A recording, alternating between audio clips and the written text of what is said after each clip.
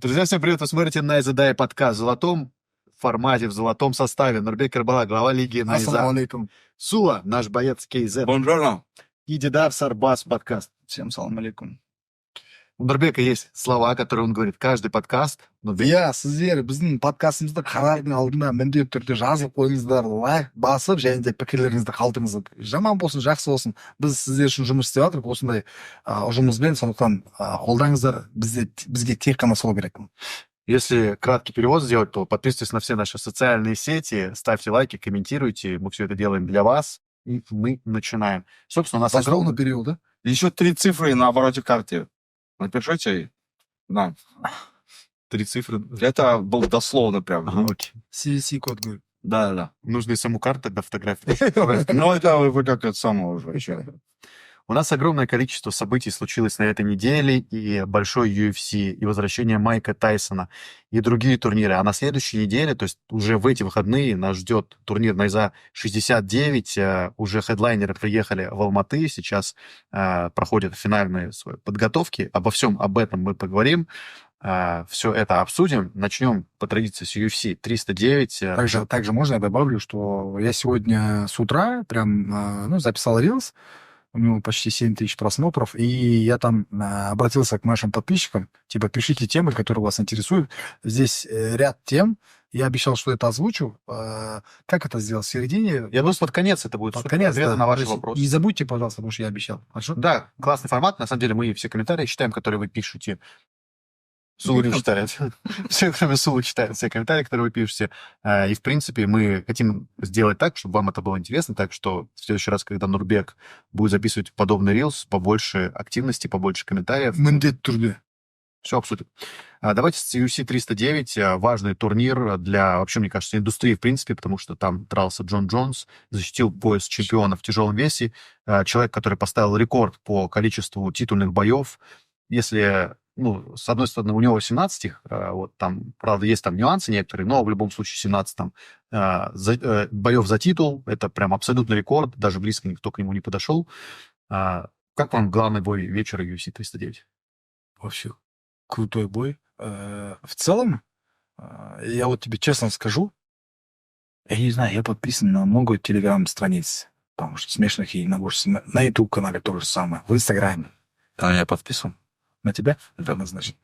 Но при этом, при всем, вообще, у меня даже Fight Pass UFC приложение. И вообще, я до вчерашнего не знал, что дерется Джон Джонс. Не знаю, я в шоке. Кстати, у меня друзья некоторые тоже такие, нифига себе, только узнали, что будет Джон Джонс драться. Здравствуйте, я только узнал, Есть. знаешь, когда увидел, как прям Значит, не смотришь, да, мои рилсы, братан? Я сколько видел там рилсов, то, что я говорил, то, что, ребята, Стипен Миович, Джон Джонс, 93+. знаешь, А кого, кто победит? Каким образом, брат? тебя смотрят на него, ты все прям актуально делаешь? Я прям конкретно... День в день. День, значит, день. Ты хочешь сказать, что ты своего вестника Мамай, то есть?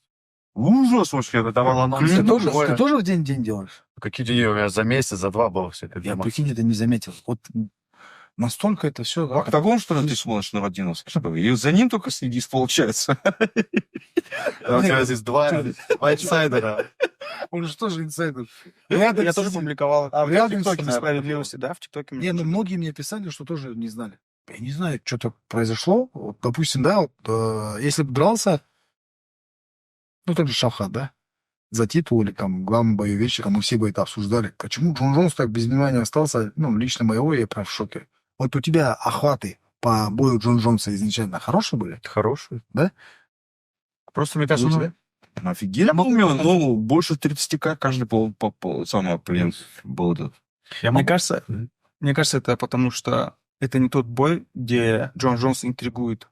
В плане, все знают, что Джон Джонс пройдет Стипе Миовича. И это не вызывает какого-то вау, сейчас реально у Джон Джонса будет какое-то испытание. Если бы там был Том Аспинал, сейчас бы со всех утюгов это звучало, все бы это обсуждали. Вот Джон Джонс может первый раз проиграть. Это будничный бой Джон Джонса. Да, простой, да? Обычный, простой, Просто, да. проходящий бой, да.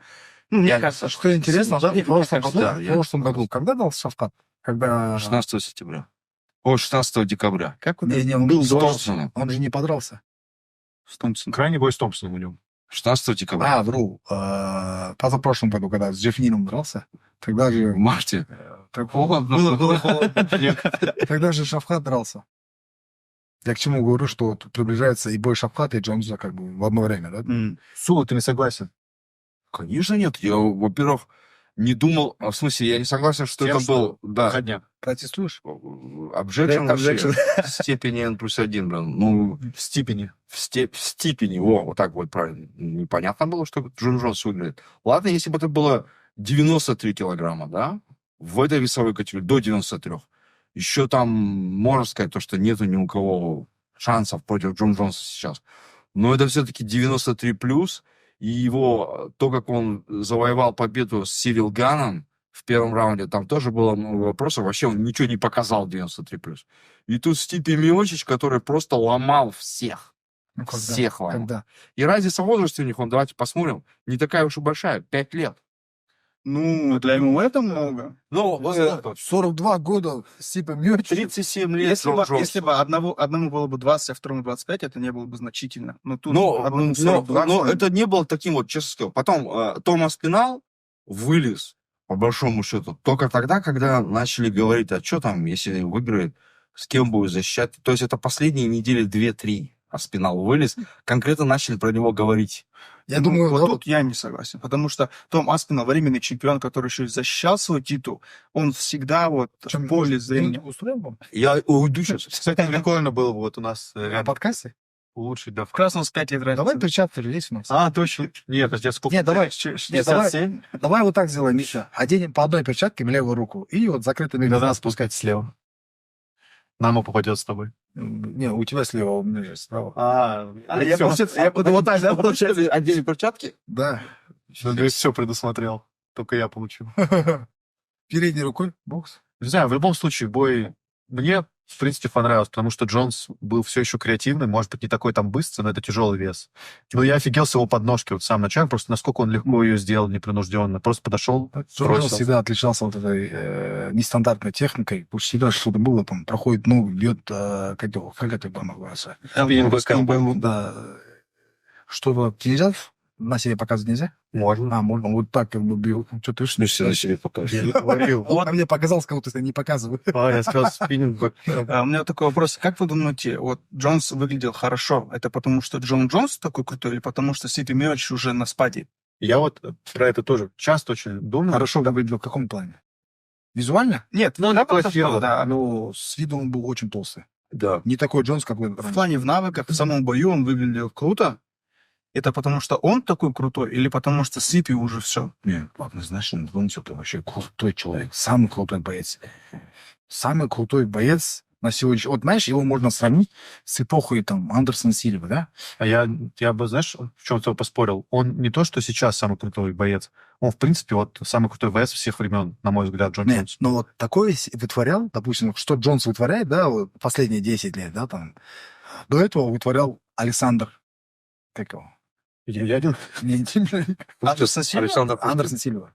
Андерсон Сильва. Даже нет, он до таких все равно не дошел. У Андерсона меньше титульных боев, чем у Джонса. Не, я не про титулы говорю, вот про манеру ведения боя, как он это делал. Понимаешь, вот был такой момент, когда он застывал, да? Был такой момент, когда он вот так в миллиметре от удара голову выбирал, а он проходил, и он обратно возвращался, и вот так, знаешь, вот так подходил, да, как почтальон. Вот такие моменты были. Это же, как тебе сказать? Ну да, Андерсон Сильва пробили в итоге Крис Вайдман, но при этом, кстати, Крис Вайдман стоял в карте. Его убрали. Вот ради этих 3 боев, я думаю, стоило его посмотреть это UFC, то есть Крис Вайдман, Чарльз Оливейра и Чендлер. Ну вот и... Я еще что хотел сказать, вот я как человек, который тоже начинал когда-то спортом заниматься, и, Часто про это говоришь. ну, это просто важная история, да. Жестокая Я щас травма, вернусь. жестокая травма оборвал. Я просто про это думал очень много. Вот серьезно, я когда ходил в зал... С Джонсом подраться? Не, Сука, заманал, да, он ее сломает, сука, сломает. когда ходил в зал, было же много ребят, которые тоже вот выступали, а я все думал, мне надо выступать, не надо выступать. И я тогда видел, вот приходят ребята какие-то просто на первую тренировку. Я уже там, не знаю, несколько лет пошу, и уже вижу, что у них получается не хуже, чем у меня. Кто-то первый раз приходит. И вот на Джон Джонса смотришь вот по поводу паков, всего остального. Вот просто человек туда новый. Реально, он там нюхает всякие запрещенные препараты, бухает, там, не знаю, делает вообще, Мне что ему кажется, нравится. такой не сильно тренируется, да? Я про это говорю, просто человеку дано. Вот, ну, как бы нечестно с одной стороны, а с другой стороны, ну, просто как бы снимаю шляпу и аплодирую, потому что это реально человек, который нашел себя, свое призвание. То есть просто человек родился лучшим бойцом планеты, и он это реализовывает. Вот, с одной стороны, мне немножко как бы завидно, что я там не родился с навыками Джона Джонса. Мгм. Вот, просто ты часто, например, говоришь там, да, это самое главное дисциплина, самое главное это. Для обычных ребят, да, а вот все-таки для людей уровня Джона Джонса, наверное, нет. Не, брат, я не согласен. В любом случае, если бы не было дисциплины, Джон Джонс проиграл бы еще уже давно. Да его ловили перед боями. Не, понятно. Нюхать ты можешь кайфовать, там, ну, это может происходить, но тренировочный процесс там не останавливает. Возможно, это где-то там, ну, где там его ловили, там что-то ему это и помогало. Хотя, когда его ловили, у него всегда боя не было, чтобы ты понимал. У него всегда бой, как только его ловили, всегда бой. Вот это же сеттинг был. И у него же отменили как В раз. Скарме, Да. когда его поймали, его бой отменили. Один бой у него отменили результат боя. Да. Но Ну, бой был сам. После нокаута. То есть вот я просто, знаешь, говорю, что какая-то есть... Нет, Миша, ни в коем случае об этом не думай. Это не работает. Это работает на мешках. Это не работает на профессионалах. Ну, вот сейчас мы переходим к тому, что мы очень Красавчик. подтверждаем слова, сильно подтверждаем слова Дидара, что реально соперник 42 лет Стипа Миоч был не соперником Джон Джонсу. Ну, из-за этого это и произошло. Есть же его фраза, это не фраза, а это его такая цитата, он один раз обратился, по-моему, после того, что его, когда поймали, короче, бухим, короче, он тормознули его, он что-то там, короче, скандал, его что-то отстранение, что-то такое было же. Да, Так ему в аварию как раз попал. И он раз 5 был. И он, короче, написал в Твиттере, где он написал, там, не слог в слог, сейчас вспомню, там было что-то вроде, если по какой-то причине я вам нравлюсь, и вы стали моими болельщиками, не обращайте внимания ни на что, смотрите на то, что я показываю в клетке, ну, образно говоря. Я вот с этим не согласен. Ну, я его очень сильно уважаю как бойца, то есть для меня это реально лучший боец планеты вообще, без каких-либо там споров. Я даже не знаю, кого можно поставить там с ним в равень, да, в уровень какую-то. Но как человек, конечно... А ты знаешь, что он как человек? Да, конечно, знаю. То, в смысле, если ты с ним общался, у тебя сколько часов с ним общения? Ну, зачем мне часы общения, если человек, типа, сбивает там беременную женщину? Нет, Делает подожди, дружище, нет, здесь я считаю, что ты абсолютно не прав.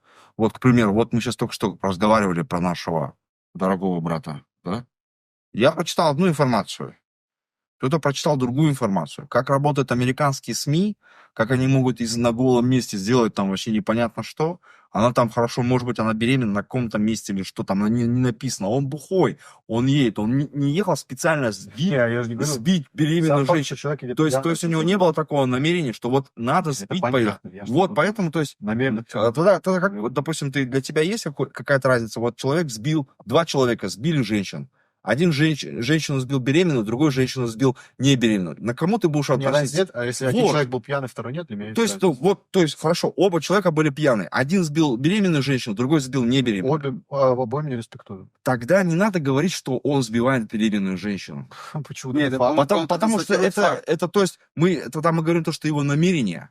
Когда мы уточняем, что он сбил, Можно тогда говорить, значит, у него было намерение просто пойти и сбить инцидент. беременную женщину. аварии. Ну, можно по-разному говорить, просто это факт. То есть, да, это факт, это результат, к сожалению, его пьяной выходки случился то, что он сбил беременную женщину. Но это не говорит о том, какой он человек. Можно вопрос? Говори. То есть, нет, почему? Тема. Потому То есть что он он пьяный пьет- за рулем. Да, вот он пьяный за рулем. Но мы не можем сказать, то, что я ездил пьяным за рулем. Да. Нет. Когда Был- слышим, Я клянусь, я ездил пьяным за Я рулем. осуждаю Сулу. Вот, да, я не говорю, что это хорошо, но мы не можем говорить о том, хороший он человек или нет. Нет. Ты можешь сказать, хороший Вопрос человек или нет, Михаил? я могу сказать, Скажи. очень нехороший. Ну, такой же нехороший, как Джон Джонс? Но родной. Вот. Можно вопрос в связи с этим? Давайте, Вот, давайте. э, На любой вопрос отвечу. Вы говорите, что Джон Джонс в клетке типа супер крутой, и пофиг, какой он был вне предела клетки. Вот может ли быть величайший боец? Я говорю не об этом, Дидар. Не, Хорошо. не, да, ну, да, просто да. Я, знаешь, Динар, я извиняюсь, я вас перебью, потому что мы долго будем об этом спорить. Люди же здесь для этого. Сулы? Нет, Сулы вам. Да, он ко Не, мне еще молодые. еще. Ребят, мы не знаем, какой Я- человек. Давай, я же- Мы вот не в знаем, начале какой он подкаста- человек. Начале- Абсолютно не знаем, Сула, какой он. Сула, Сула. Мы с ним не общались. Сула, в начале подкаста я вот как раз-таки про Филина рассказывал, Высоцкого, помните? Да. В Узбекистане был, и его там один человек, короче, прибалтывает тому, что он там дал что-то, да, там, какие-то показания или что-нибудь такое, или подписался под что-то.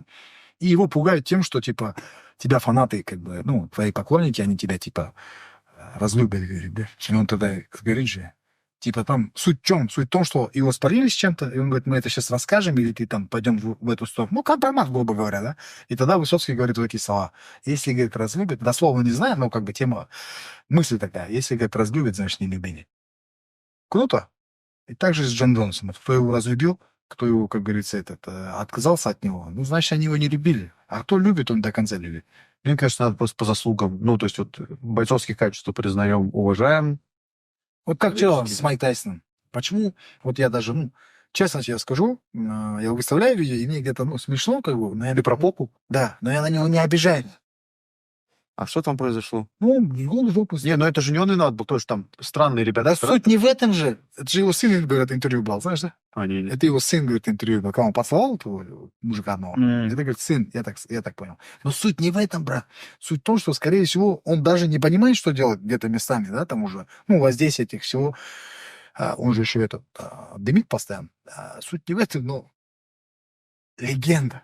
Легенда. Он ничем себя не заморает. Он может себя заморать, знаешь, чем? Легенда. Он знаешь, чем может заморать? Вот если он там, не дай бог, изнасилует там, ну, педофилии, да, вот эти, и прям в наглую это будем знать, и начнет. Но он себя ничем не может заморать. Мы его легендой считаем, потому что мы понимаем, что такие тупые поступки он делать не будет. Да.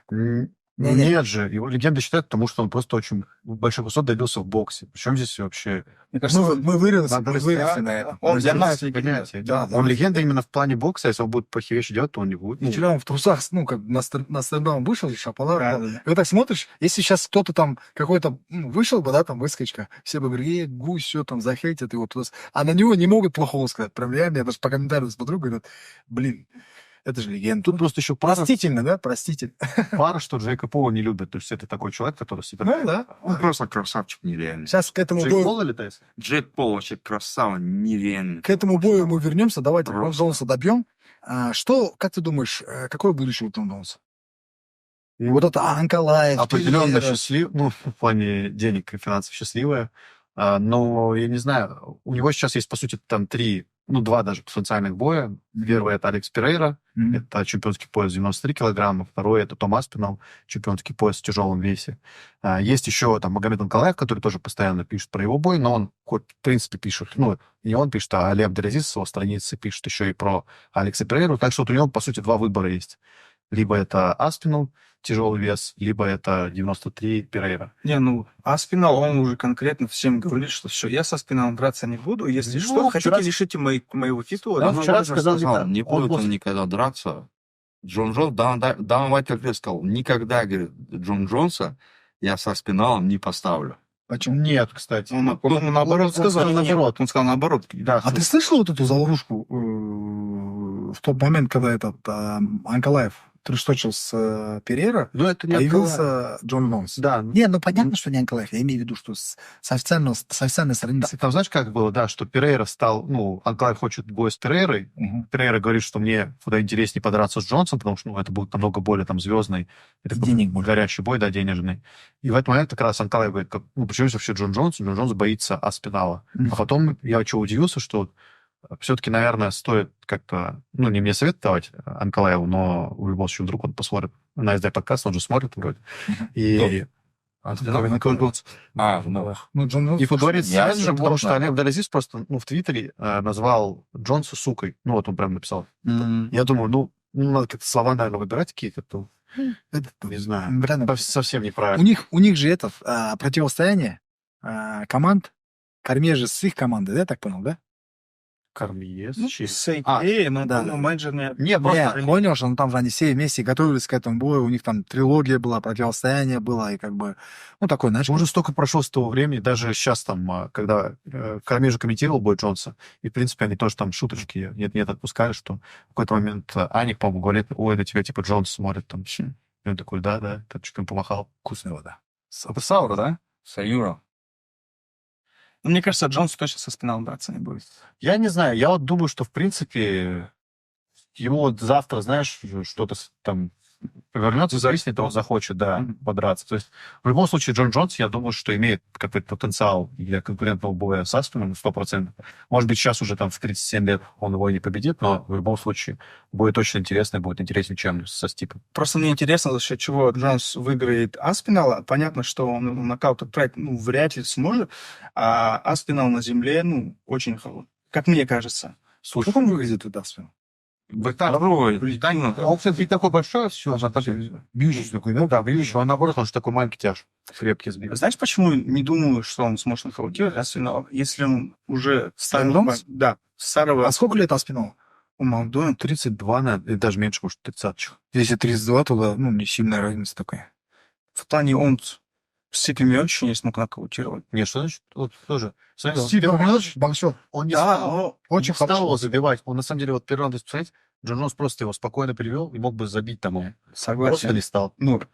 С руки не нокаутировал. Вообще, когда Джонс нокаутировал людей с руки? Ну, он сейчас со спин этого бэккика нокаутирует. Нет, с руки. Ты говоришь с ноги. Какая разница, ты будешь нокаутировать?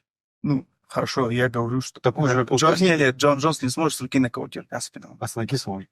Знаешь, какую тему хочу обсудить еще? На локте. Оливера. Вот я так сравнил гонорары. Не знаю, правда, неправда. Это не настоящий. не настоящий. У Оливера где-то 1,6 миллионов вышло. Я помню, когда он за титул дрался с Махачевым? Махачевым. Это было 3 года назад, да? У Эмират 3 года? 2 года назад. Извините, я ошибся. Ладно, почему я сказал спинал? 2 года Перейра. назад. Про Перейру он говорил. Он сказал Спирель, да? Ну, да. Да. Извиняюсь, джентльмен. Как ты мог Аспинала с Перейра перепутать? Да? Да, они почти же. Они же двоюродные братья. Похож. Двоюродные братья. Я к чему говорю, что Кузен, у них дрался, кузен у него называется. приблизительный гонорар такой у Оливеры. Мне кажется, это, во-первых, надо там или делить, или даже умножать. Я не знаю, это точно не про Ну, Джон Джонс показали 16 миллионов, да? Они просто 15-200. они берут из расчета, то есть это тоже не официальная цифра. Они берут из расчета, когда-то были, да, UFC же обычно же всегда Нет. Мне кажется, Когда это коммерческая проверка. Не, UFC никогда не ставил. Короче, я сейчас тебе скажу, сколько получили они. Это правда. Сделал. Это правда. Не. Это правда. Джон Джонс 15-200. Да. Стипе Миочич 3 миллиона 530 А Оливера тысяч. сколько? Альвейра получил 1 666 Вот 000. я в чем говорю, прикол, 1 600 000 я же сказал, вот то, что было написано. Не, ладно. Допустим, исходя из этих данных, было 2 года, 3 года тому назад Оливера получал 1 200 000, до сих пор 1 600 000, да. Что-то. Но когда ты дерешься за титул, обычно ты подписываешь гонорар на то, что у тебя есть процент с pay-per-view. То есть у него должен был быть с Махачевым больше гонорар. Ага. Вот. А на самом деле, мне кажется, надо ввести систему до нового UFC с бонусами. Да? Как ведут на ЗЕ, что будут... Скалат Халхан. Скалат Халхана. Это мед, да? А что, ты пробовал когда? Попробуй, я никогда не пробовал. Ну-ка, можно попробовать? Если... Что-то голубой, это точно неправильный мед? Неправильные пчелы, Если... неправильный мед. Ну-ка, Еще ни разу не пробовал, да? я, по-моему, ни разу еще не пробовал, отвечаю. А если пробовал, я просто забыл. Давай, Ну-ка, попробуй, ну-ка. дубль давай. Слушайте, ну это прям... Тут с вистряком, да, или как? Просто столько энергии, сол сразу дает. Знаешь, чем отличается этот мед Угу. от вискаря? Можно потом садиться за руль. Дайте рвать, разговаривать ко мне надо. Руль прилагается к этому замечательному сиреневого цвета меду. Если бойцы... 250 граммов, я вам его продам 10 тысяч тенге за эту баночку. Обращайтесь. Небольшая будет скидка, если вы возьмете больше 100. 10 штук чисто от меня. Это вот открытое вот это? Или новое? Там разберемся. Окей. Да, давайте поговорим про Чендлера и про Оливейру. В принципе, наверное, это окончание каких-то титульных надежд для Майкла Чендлера уже 100%. А для Оливейры, мне кажется, что это начало какого-то третьего, да, какого захода. Титульную гонку? Да, потому что он себя показал, мне кажется, очень хорошо. Но единственное, что он, конечно, урона схавал очень много. В последнем раунде до лишнего. Да, что-то вот прям, да, как будто Чендлер все 4 раунда, 5 раундов.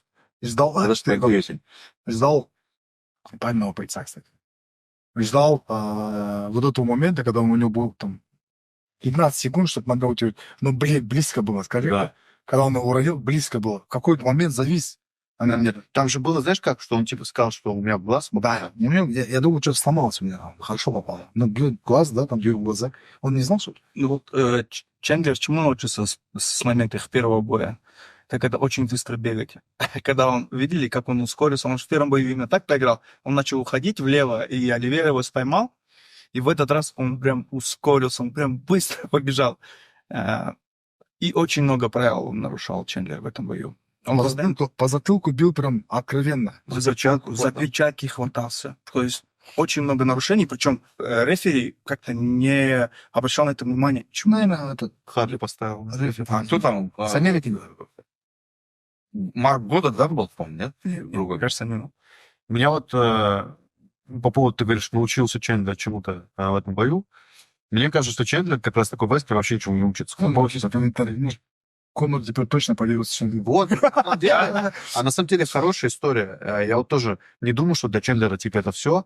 В принципе, он бьет тяжело, сам яркий как персонаж. Мне кажется, что для Конора это стало хорошей историей, что он посмотрел, ну, типа, я могу пройти его. Давайте сделать все-таки этот бой. Чендлер вообще в своих акциях ни разу не потерял. Ну, то, что он проиграл Оливере, ну, проиграл. Взрослый.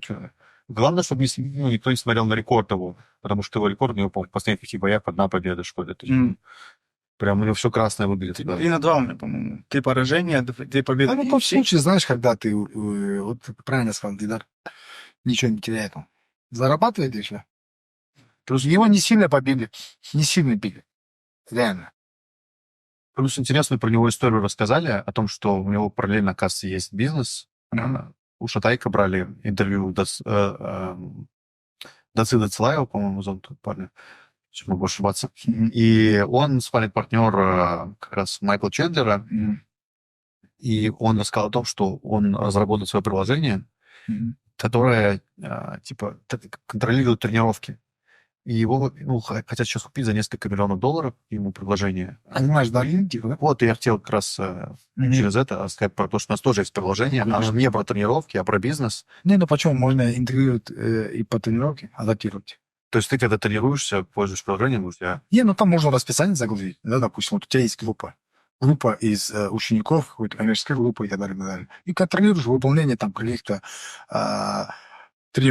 каких-то тренировочных процессов, встреч, ставишь там договора, там, допустим, Шавхат все договор подписывает, через Дардин прогоняет там, юристы смотрят, у нас есть юристы международные уровня, которые могут прочитать там на английском, понять, что там написано, Шавхату отправляют, говорят, мы поверили, все. И Шавхат окей, подписывает, и все, уходит. Гарлин сегодня это, наверное, такое революционное приложение, революционная платформа в плане управления бизнесом, не только для того, чтобы отдыхать, да, и кнопку управлять бизнесом, а контролировать и качественно улучшать процесс. Качественно улучшать, да, процесс своей рабочей. Ну и оно продается за миллионы долларов. Очень приемлемый цен. Вообще не ушел. Так что, если у вас... 100 тысяч долларов. Всего 10 раз дешевле, чем у Алекса. А у Перейра, да? У Чендлера. Майкл Чендлер. Всего лишь 10 раз дешевле. Но с русскими буквами. И еще и казахша. Чендлеру казахша не сделает по-любому. Не зря говорят про тебя, сука. Что говорят? Что ты продажник. Не так плохо. Продажи то, что продаю, да? Я думал, продажи. Ты нас продал. Что ты думаешь по поводу будущего Чарльза Оливейры? Еще один бой с Махачевым ему нужен или все, уже его поезд ушел?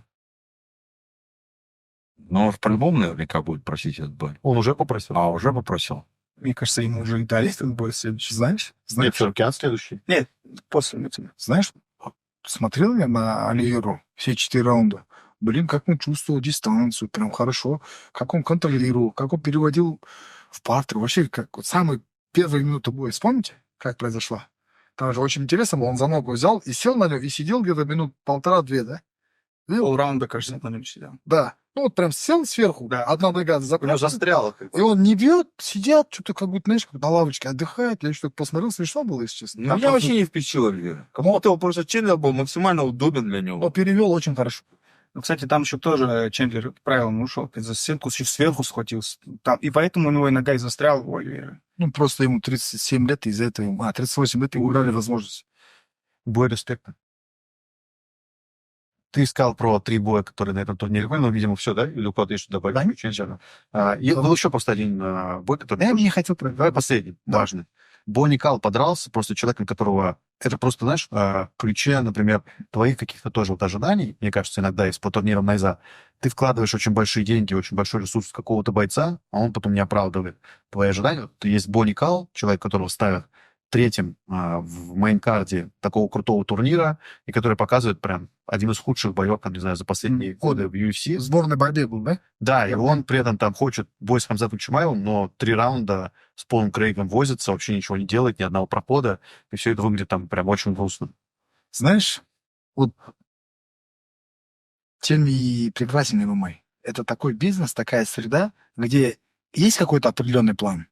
Помнишь, когда Дана Уайт рассказывал про Конора Макгрегора? Когда Конор Макгрегор пришел себя продавать, на первой встрече Дана Уайт, смотря на него, про себя говорил, лишь бы он умел драться, лишь бы он умел драться. И вот в этом случае понятно, что они его увидели, у него какая-то аудитория, он, возможно, на встрече, на как его, интервью там себя продал грамотно, они какую-то аналитику, ресерч сделали, но при этом, при всем, ММА — это та среда, то место, ты откуда хоть не приди, да, там, с борьбы, с бокса, еще где-то. Здесь вся истина раскроется. Правильно Сула сказал, что в своем подкасте, кстати, о нем тоже надо поговорить, в октагоне, в клетке, человека открывается именно правда. Клетку не обманешь. То есть ее не обманешь. И вот он туда заходит, и если мне не получается, это не получается. UFC за это критиковать не надо, потому что сколько было таких попыток. Ронда Роузи, этот стрик, как его, каратист, которого он носил по... Сейдж Норка. Сейдж Норка. И много-много таких вот мексиканцев, которые до сих пор ведут это. Сауль Россис.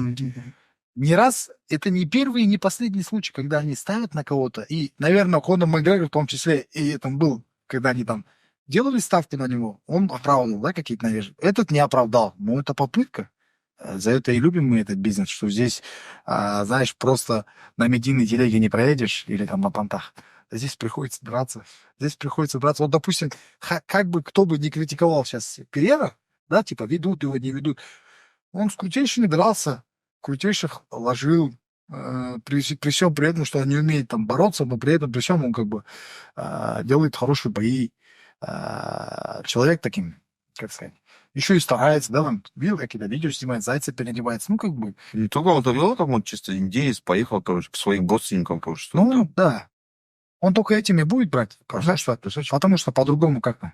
Ладно. Слушай, а как думаешь, почему Бонников показал такой беспонтовый бой? Один борец, Бонников, Пол Крейг, джитсер. То есть, значит, Бонников боялся грэпплинга. Да, скорее всего. Я тоже не понял, может быть, хотел что-нибудь впечатлить? Просто... Было бы чем впечатлять, но такая ударка. Да, это ударка у него тоже нулевая. Ну, не нулевая, такая перворазрядный бокс какой-то. Ребята, я говорю, чтобы понять бойцов, надо подраться. Подраться в клетке вам. Просто хотя бы в тренировочном процессе. Я тебя вызываю. Не между собой. Вот какого-то средненького такого бойца возьмите. Я говорю, это не так легко, как кажется на самом деле. И тот воздух, который в раздевалке к ним в живот приходит на тот момент, когда перед боем, с ним справиться не каждый может. Вы просто это поймите. Ну, это не первый бой, Нурбек, что... Понятно? 30 Понятно. Ну, мне достаточно твоих слов. Я вот поверил. Вот ты рассказал, я поверил. Да. Все. Но смотри, Не можешь драться? Нет, конечно. но смотри, вот какой смысл, если я вдруг поменяю свое мнение в этом плане, понимаешь? Нет, ты можешь хоть что говорить, я так свое говорю. А скорее всего, я уже не буду говорить так, как ты. Знаешь? Вполне вероятно. Правильно. Так что я лучше поверю тебе. Правильно. Вот всему, что ты говоришь. Однозначно верю. Дарлин. Будь чемпионом в бизнесе. Доверь рутину Дарлин. Вопрос он джентльмена. Давайте, может, вопрос задам по тренировкам. Вот эти, если мы начнем. Ребенка 9 лет куда лучше отдать? Вот мне предлагают. Вот в Дартив, кстати. Вот возле меня, который. Там есть у них бокс. И там есть у них дзюдо. Смотри, Дзюдо. смотри. 9 лет. Нет, смотри, да. Есть закон о физической культуре спорта. Так. Под законом физической культуры спорта есть такой приказ о возрасте Барбаросса. как он называется, так типа правила по возрастам в разных видов спорта. Так. Если спортивная гимнастика прям законом утверждена с 4 лет, Ага. то борьба Ага. утверждена, насколько помню, с 12 лет. Мгм. Бокс то ли с 10, то ли с 8 лет. Футбол с 8 лет. У каждого вида спорта есть особенность. По закону это кроме Все, понял, я тебя Это- понял. Это международная федерация провела исследования, показала, как воздействует этот вид спорта на... Это рекомендации или... Это не рекомендация, это закон. Да вот, значит, Это правило. вот тогда вот вопрос-то еще раз все уточняю. Да. 6 до 16 лет Да. есть группы детские по дзюдо, и с 6 до 16 лет есть бокс. На что отдача была? Ты по времени сейчас говоришь? Ему сейчас 9. Ну ты посмотри, по закону я не помню. Надо посмотреть. Не, ну здесь ты говоришь, что это запрещено, значит, Дартим нарушает. значит, Не то, что нарушает. Они могут дать как бы нагрузку по-другому. Но в целом говорю, что есть закон. хорошо. Есть закон. Ты же тренируешь, ты же... вот, ну, Я не Был дам за- своего ребенка. Вот До 14 лет, до 12 лет я не дам единоборства. даже дзюдо не дашь. Не дам. Почему? Потому что не надо. Хорошо, а куда ты его дашь? Я сам, знаешь, во сколько лет пришел? Во сколько? 15 лет пришел. Не, хорошо, а куда ты дашь? На языки, да? Нет, какой языки? Ты что, это вообще не мое. Я Я говорю, сам на значит, скалолазание, адам на плавание, адам на спортивную гимнастику, адам на футбол. Адам игровые виды спорта. Зачем пацану в 12 лет драться уметь? Я не знаю. Блядь, я говорю языки. А, языки? Да. Ну, языки. А я слышал языки, это ж прием. Японские? Нет, ну я сейчас на английский его дал. Вот недавно, кстати, да, вот родители же на сорное смотрят. Видел такую мысль, типа, говорит, ребенка там отдаем туда-сюда, то есть с утра до вечера ребенка отдают, как будто готовят там в космонавты. Бывает такое, да, там, его оттуда вытаскивают в карате, там, ментальную арифметику, с ментальной арифметикой в шахматы, шахматы там, то. Ребенок весь день в шоке, ну, реально устает. И у него только там 1,5 или день есть, чтобы отдохнуть там за неделю до воскресенья, да, уже по субботу тоже ничего перед ногами. Но проходит время, он вырастает таким же ребенком, как и тем, который никуда не ходит. Ну, как правило. И вот родителям, да, обучать надо. Однозначно прививать там любовь к знаниям, каким-то определенным навыкам. Но основа — это спорт. Если парень, или Подожди, девушка, братан, ты вообще не шел, ты не изучал, говоришь, с 14 лет, ты говоришь, основа это спорт. ну, спорт не единоборство, А уже до 14 лет это что, не человек, что ли? Вот ему сейчас 9 лет, куда мне его дать? Типа, дзюдо или бог? Ты говоришь, я вообще не дам свою щеглов до 14 Ну, лет. ты же меня спрашиваешь, я тебе говорю, я не дам 9 лет целого ребенка в единоборство. Ну вот, Ильяс, ты слышал. Нет, ты же меня спрашиваешь. Да. Я тебе говорю, Ну я тебя спрашиваю, потому что ты шаришь. много видов спорта. Потому что ты шаришь. Я не спрашиваю же у тебя, какую там... Ну, ладно, не А буду. куда ваш сын сам хочет? Мой сын вообще, как и я, кайфовать хочет. Не дай бог, Ильяс, не слушай папу. Не, мой сын нормально, он, там есть еще у меня муай-тай рядом. Не знаю, зачем это. Вообще, короче, никуда не пойдет он. Нет, пускай идет. Ну, пойди на скалолазание, пойди на... Брат, Чё? Вот рядом с тобой там неплохая скала есть, Панаваеве. Кстати, Какая? скала называется. Очень крутая. Я сходил, 15-метровая скала стоит. пик Назарбаев. Недалеко от тебя стоит Дюша, Ну, бега стрейсу хейтер вычисляют же адресу. да. Просто такие точки Ну, дают, в этом рядом. квадрате, да. Недалеко от тебя там стоит этот Дюша по спортивной гимнастике.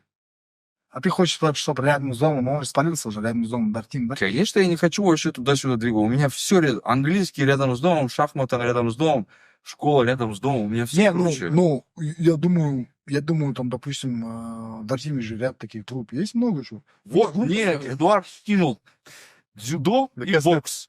Это нативная реклама затянулась. Да? Отдавайте детей в Дартим, там разберутся. Давайте двигаться дальше. Бокс не детский. Майк Тайсон против... Вот сейчас ты поймешь, бокс или Джейк Пол. дзюдо, Да. да. Я просто хотел какую-то подлодку сделать, что одногодка Сулы... Гулнас? Нет, Майк Тайсон. Хурдас. Да, Худасы. Одногодка это Хурдас. Ну, Щегол, Скажи, наверное, Хурдас. 4, он на 4 года. Курдаш. Хурдас. Курдас. Хурметта Хурдастат, скажи. Курмете. Курдаста. Курдаста. Курмете Курдаста.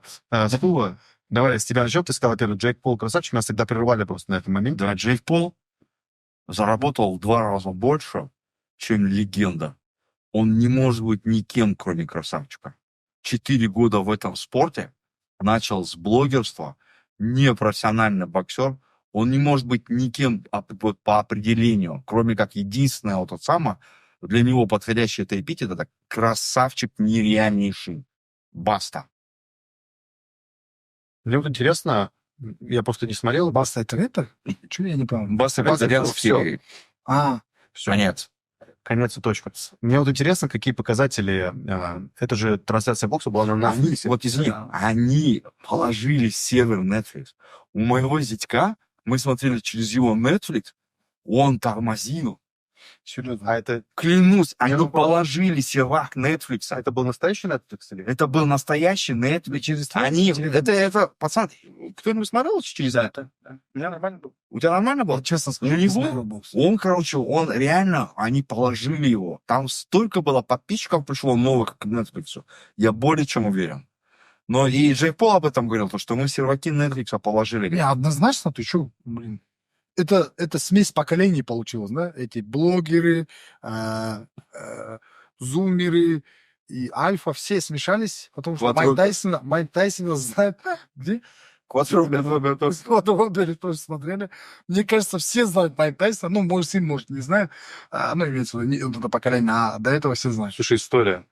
У нас есть работник Мгм. в НАЗе. Да. Ему 22, по-моему, года. Ужас? Да. Про тебя говорят. Он же был у нас, кстати. 22 года. А, вы же с ним вместе, да, как раз недавно с Рустемом Кудайбергеном общались. И мы что-то заговорили за рэп, ну, за модный, понимаете? И мы говорим, Децл, знаешь? Вечеринку Децл дома. И я думал, что все знают. Гуляешь, что среди есть. гуляешь. Он не знает Децл. Майк Тайсон хотя бы знает? Майк не знает. Ну, Децл не знает, капец. А ты просто, когда что говоришь, все знают. Мне кажется, уже вот... Не-не-не, я тебе почему говорю про этот бой, знаешь? Вот смотри, Джейк Пол. смешалось поколение. То есть Джек Пол, за которым наблюдают, да, вот эти, как это поколение называется? Квадробер. Квадроги, как? Квадробера. Крак. Так и называется квадробер. не Да, вертолет? Лавров про них говорил. Это не вертолет? Нет. И наши отцы и деды, которые смотрели Тайсона, вот представь, они схлопнули поколение. Конечно, Netflix, там даже, если Netflix на ТВ и сайт на ТВ включили бы, ну, еще и Спорт Плюс наш канал, все бы заполнили. Однозначно. Ты считаешь успешный кейс? Успешно. Я не знаю, сколько им заплатили. Ну, Майку вроде 30 лямов заплатили. Очень мало. Написали 20. Не знаю, 20 и 40. Вообще 20 Майков чисто и прилетело. Ну, то есть... Скажи, кто это смотрел оклад. бокс этот? Я Как прошел бокс, скажите? Ну, Сколько раундов? Всего все. 8 раундов? Да. Ну, там просто, знаешь, да, там такие... Джейк Пол не включался, Майк Тайсон не мог. Не мог, да. Вот и все. Ну, движение здорово двигались? Даняр Каримжан. Даняр Каримжан. Ты же знаешь, таки. Да. Вот я, короче, к этому поединку сделал 3 рилса с ним. Посвятил, да? Да, и вот он, короче, говорит, у меня, говорит, есть четкое ощущение, что Джейк Пол доплатил Тайсону, чтобы Тайсон особо сильно там не прыгал. Вот и все. Как понять, доплатил? Ну, типа, Тайсон мог его вырубить. Выписали? Кого? Вы что, завязаны? Это мнение. Подождите, это вот... Накинули Смотри, сразу вот сами. сказал. Джентльмены, вы все правильно услышали сейчас. Просто ты что-то заднюю не в тему. Это мнение. Вот, не Я надо. с этим мнением Это согласен. супер мнение. Это А, не согласен. супер мнение. Это сказал Даниэль Каримжан. Вот это вот чисто спортивный, профессиональный спортивный журналист по боксу. Мгм. Верить ему или нет, это уже сам решай. Да, брат. да. Хорошо. То есть это очень просто. Даняр отличный парень. Но, Я тоже, кстати, Понятно. я очень хорошо отношусь, но... но я вот то, что вот я посмотрел, я не увидел чего-то такого, что... Риска не было для Джек Пола. Был риск для Майк Тайсона. потому что я видел, как Джек Пол бьет, он нокаутировал Тайрона Вудли. Он нокаутировал. Вот эти все, братан, все вот эти, которые нокаутировал, это просто нереальная очень идет тема уже с тех пор. Всем он доплатил. Всем доплатил, брат. Что, попали? Да, ты что, первый раз слышишь про это? Да. Да нет, Су, там так Ну, гордо. как, можно, что ли? Да нет, это тоже. Просто, еще раз, вот мне кажется, многие люди... Не, подожди. Зула, ты прямо сейчас у нас в твоем эфире заявляешь, что Джек Пол заплатил Тайсону, чтобы Тайсон проиграл ему? Я этого не видел, но такое мнение очень распространено. А почему тогда... Среди, не просто вот это же, а вот именно среди профессиональных спортивных журналистов. И ты сам в это веришь? Я скажу так, я в боксе вообще ничего не понимаю. Я эти слухи, там, где кто говорит, этого не ищу, нет. Инсайды, да? Но Даниэль Каримджану я доверяю в этом плане полностью. То есть я не шарю, Кстати, на подкасте. Да, Это реально такой эксперт в области борьбы, там в области бокса, даже больше бокса. Нет, кстати, он боксе. начинал давно. с бокса начинал. Нельзя. С борьбы начинал. Нет, он начинал с боксом, а потом он начал борьбу У делать. него просто большой паблик. Не, Да, он потом борьбу начал делать. А на самом деле это чисто в боксе. Знаете, почему в это не верю? Я посмотрел 3 раунда, и в 3-м раунде, когда Джейк Пол начал попадать, и как Тайсон там еле стоял на ногах, я выключил, потому что на это невозможно было смотреть. А во-вторых, если Джейк Пол всех подкупал, то почему он Фьюри не подкупил? Томми Фьюри он проиграл. Почему не подкупил? Не хватило денег? А Томми Фьюри, наоборот, самый бедный, мне кажется, из тех. Ему-то вот ему нужны были деньги. Томми Фьюри, это брат Подожди, Тайсона Фьюри? подожди, джентльмен, Да? Давайте Да, сделаем. кузен какой-то. Скажи, вот ты прям конкретно в боксе разбираешься?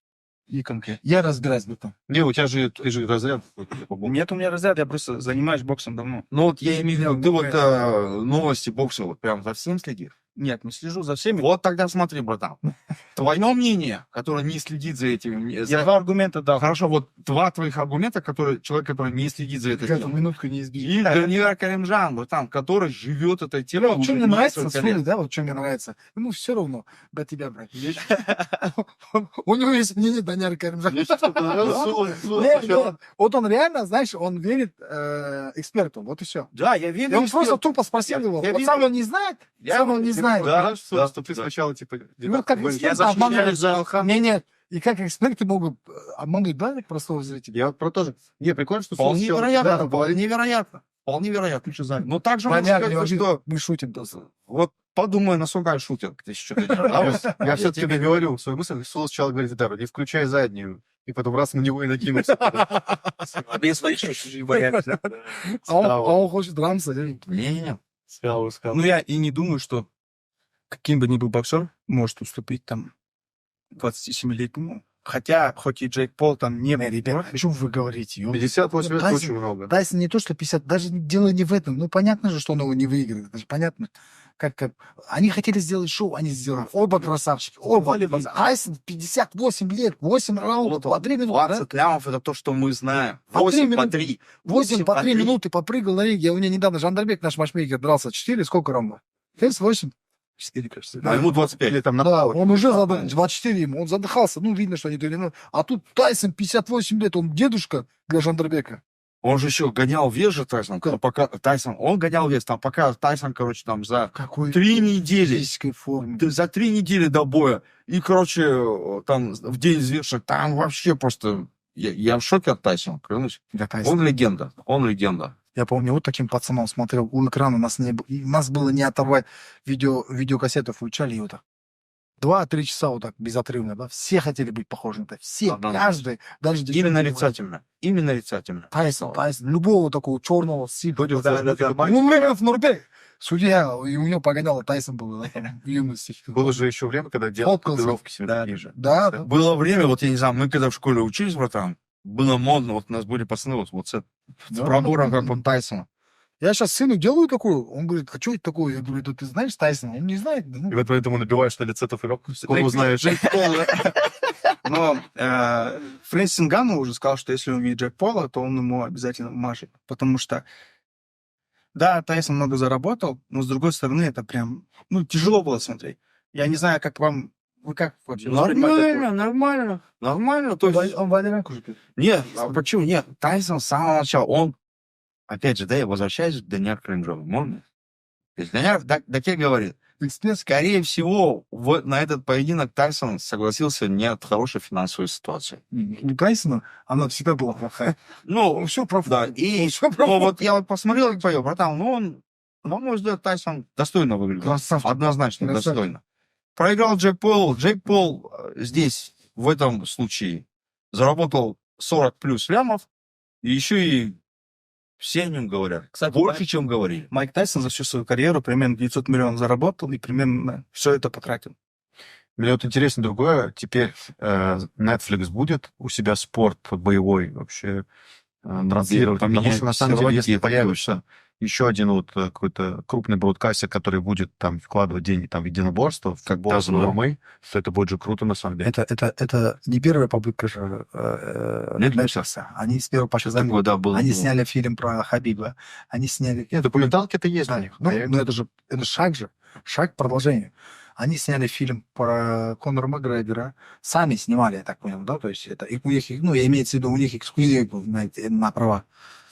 Очень много фильмов про спорт они сняли. Да. Last Dance, Спорт спартанцев, да? Нет, спорта у них много, а вот именно говорю, единоборств у них, я такой не помню, что они трансляции турниров делали. Может быть, я и ошибаюсь, Ну, напишут. Кстати, я у них начал смотреть один сериал про ММА, называется «Клетка». Там про ММА бойца. Причем, что самое интересное, это французский сериал. И Да? Джордж Сен-Пьер, да, в Netflix. Джордж Сен-Пьер, Сирил Ган там снимаются. Только, ну, не знаю, насколько крутой фильм, я только вторую серию смотрю. Наверное, всего нет. Ну, просто я нигде не слышал лично произведение. Ну, может быть. Не документалка. Не документалка, а просто сериал. Везде UFC, повсюду. UFC Fight Pass. UFC. Мне кажется, они тем самым пытаются на рынок Франции зайти. Кто? Вот это Netflix или UFC, ну, один из двух. Какая-то коллаба. Да, французы. Вот в чем прикол Франции? Там нужно говорить на их языке. А какой Даже французский? и даже если туда контент залетает, UFC надо позаботиться, чтобы это все было на французском. Потому что они очень, знаешь, как бы к английскому так относятся. Не то чтобы как бы отношения, а к своему языку очень сильно хорошо относятся. Я был во Франции, кстати. Они просто тупо не знают. Не то, что... Нет, они не говорят тебе просто. Они тупо не знают, бро. Не, я просто... Вот Я это видел, был- где, вот, допустим, как бы рядом со мной был человек, который говорит на английском. Я когда там пару слов говорил, они нет, не отвечали, говорили на этом. Потом, когда мы сказали, что мы не знаем французский, они начали сами общаться. на казахском. Не, на английском. Я тоже не знаю. Не, я когда был, мне, в принципе, многие помогали, пытались помочь, просто многие не знали английского. Молодое поколение однозначно знает. Потому что, ну, как это мир, брат. Они еще...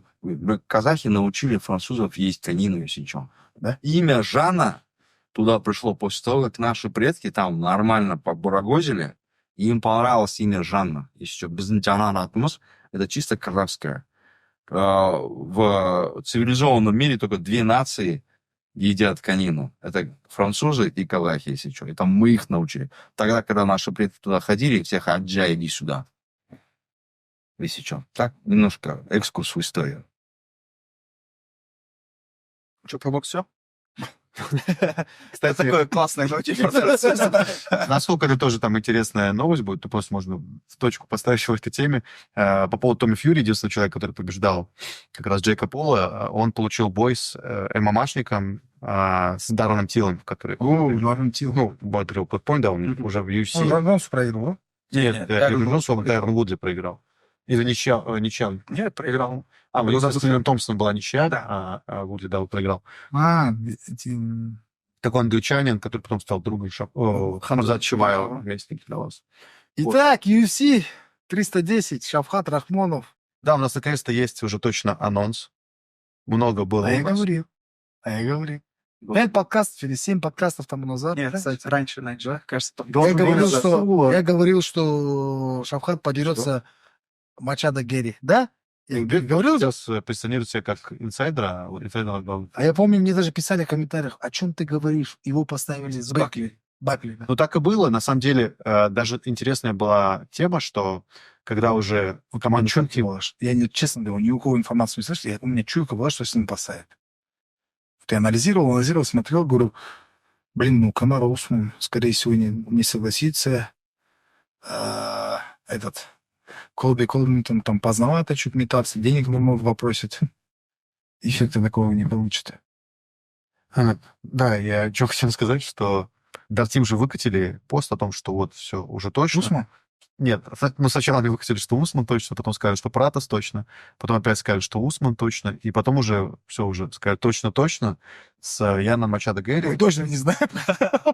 Да, сказали, что бой будет за временный титул. Вот, ну, правда, там в итоге статус так, обычно. реально оставили. Да, никого винить в этом нельзя. Почему? Потому что там реально была такая суматоха. И мне кажется, они пробовали все варианты, пускали слухи, смотрели, Ему анализировали. источник говорит, все, братан, 100 пудов.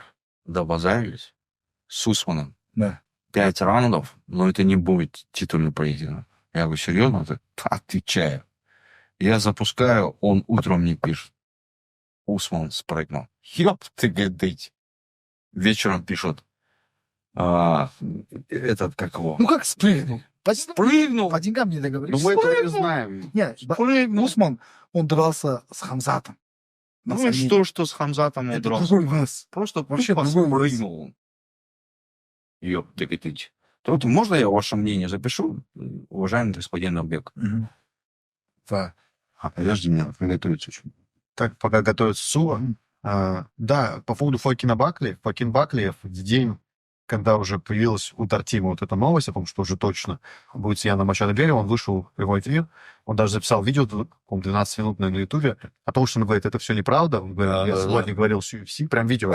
Да. Бой будет, все, у нас 100% договоренность. Шафрата будет. А там, наверное, такая тема, наверное, была. Что там, я дерусь, да, с ним? Да, дерешься нормально, не переживай. Вот Мне кажется, я просто не отвечаю. и бросили трубку, короче, заблокировали. Мне кажется, он разговаривал. Ну, с другой стороны, вы тоже не обидели Колби Ковингтон. Я даже подсказал Вообще не лучший обидели. вариант. Да? Его? Да, Ну, 14 декабря. Я думаю, по медийности Лучше Ковингтон, да. Да. Наоборот, у Бакли соперник, который старее, и Акции вырастут. Главное не проиграть. Да, если Бакли сейчас пройдет, Помните, мы говорили, да, что, нет, ты путаешь. Вот недавно, где-то 5-4 подкаста тому назад, я говорил, что, скорее всего, поставят Яна Герри. А до этого, это давным-давно, после боя Яна Герри, мы обсуждали поединок, предполагаемый поединок между Шавкатом и Рахмоновым, где мы говорили, что... Я говорил, точнее. Не помню, что... тогда это было больше, чем 7. Мне кажется, больше. Нет, это давно. Это вообще давно. Это, я говорю, после боя Шавката. До нашей... Когда он был? В марте? Было холодно. Да, было холодно. Когда дрался Шавкат. Тогда о чем мы говорили?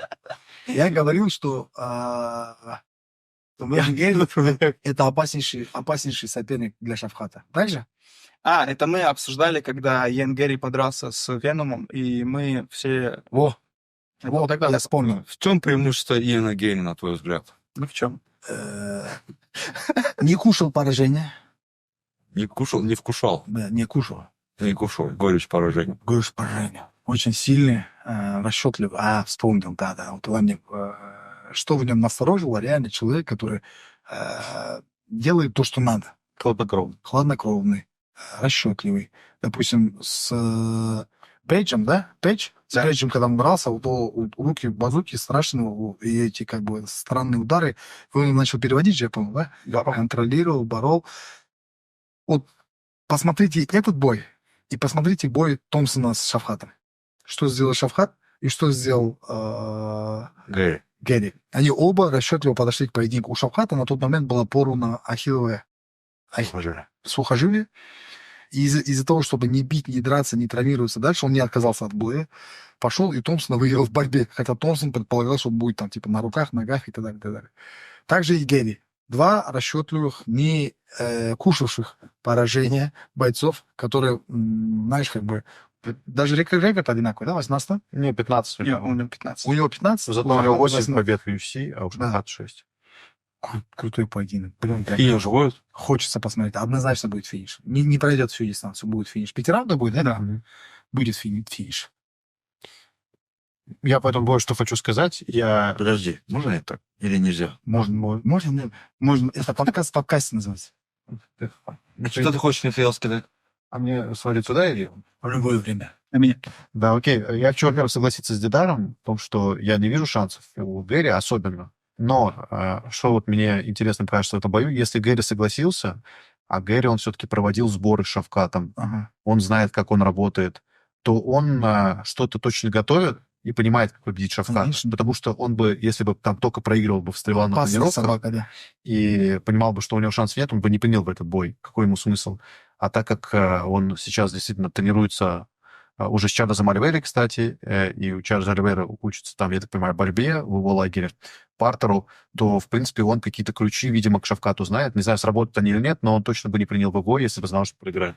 Да, давай обратимся к нашим фанатам. Достар, Бул, казак. Я ММА сейчас тарих, да? начал за здравие, закончил за упокой. обращение к фанатам в преддверии такого, знаешь, как бы исторического события. Бұл қазақ ММА тарихында, аралас жекпе-жек тарихында өте маңыздысы. Бүткіл ел болып, мен басқа елдерде айтып тұрған жоқпын.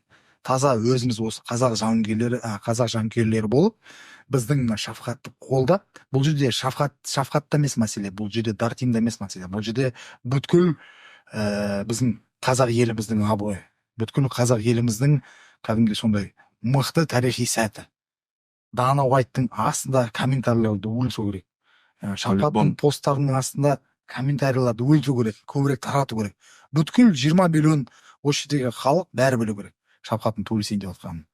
8-ші желтоқсан. Иә, егер мен ойлаймын, егер UFC сондай жаңағы нені көретін болса, қызығушылықты шокта болатын болса, олар бір жерге де келіп қалуы мүмкін жарыстан. Сондықтан қолдаймын. Енді әрине әрқайсымыз жаңағы UFC-дің несін алмаймыз ау, атылайды PPV-сін да. Бірақ егер алатын болсақ, сол ақшаның бір шеті Шафқатқа да тиеді. Шафқаттың рейтингіне де өнеді, Шафқаттың табысына да жаңағы әсерін тигізеді. Сондықтан міндетті түрде қолдаңыздар. Керемет болу керек, құдай қаласа. Дидар, ты сказал, что у Шафката Рахмонова нет шансов, да, или что тебе? Нет, я сказал, что у Яна Гэри я не вижу шансов для победы. У высококлассный ударник, 100% защита от тейкдауна. И Ян Гэри, я не думаю, что сможет что-то противопоставить Шафкату в этом поединке. Да, он опасен, он медийный, он умеет разогревать бои, это все на руку для Шафката. И я думаю, что это будет финиш. Не знаю, в каком раунде, но думаю, это будет сабмишн.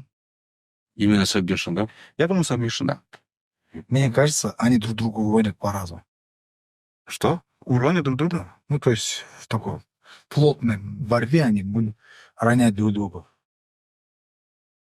Просто вспоминая бои Не вспоминай бои. Яна Гэри, Не вспоминай бои. Знаешь почему?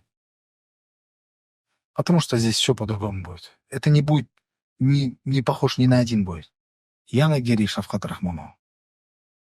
может быть, но Веном Пейджа не нокаутировал, Нила Магни не нокаутировал, Джеффа Нила не нокаутировал. Возможно, вот оно пришло время. Вполне вероятно. Нет, надеюсь. Нет, всякое может быть. То есть иногда бывает. Вы точно за Шафката? Я?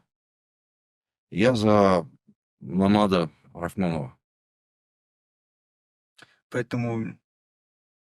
Ну и есть у кого-нибудь в Чарльза Оливейра Кемпе, есть у кого-нибудь габаритов? Я думаю, По-любому они Нет, знаешь, вот, Дидар, я думаю, вот с такой точки зрения, вообще, вот я с Харабалой очень согласен, солидарен, то, что думать и рассчитывать, что Ингери это легкая прогулочка. Да, я будет, поражаюсь, что что это вообще, думаю. вообще, ребята, Я поражаюсь. И тогда я это говорю, бросьте, я когда его бросьте. увидел, поединок, вы доверитесь мнению. Спроси у Данила Камила. Такие, вот оно. Ну, про бокс. может, вы начали? Он отдельно борьбу и бокс не может рассказать. Я такие, просто с ним юмор. вместе. Брат, мы тебя уважаем.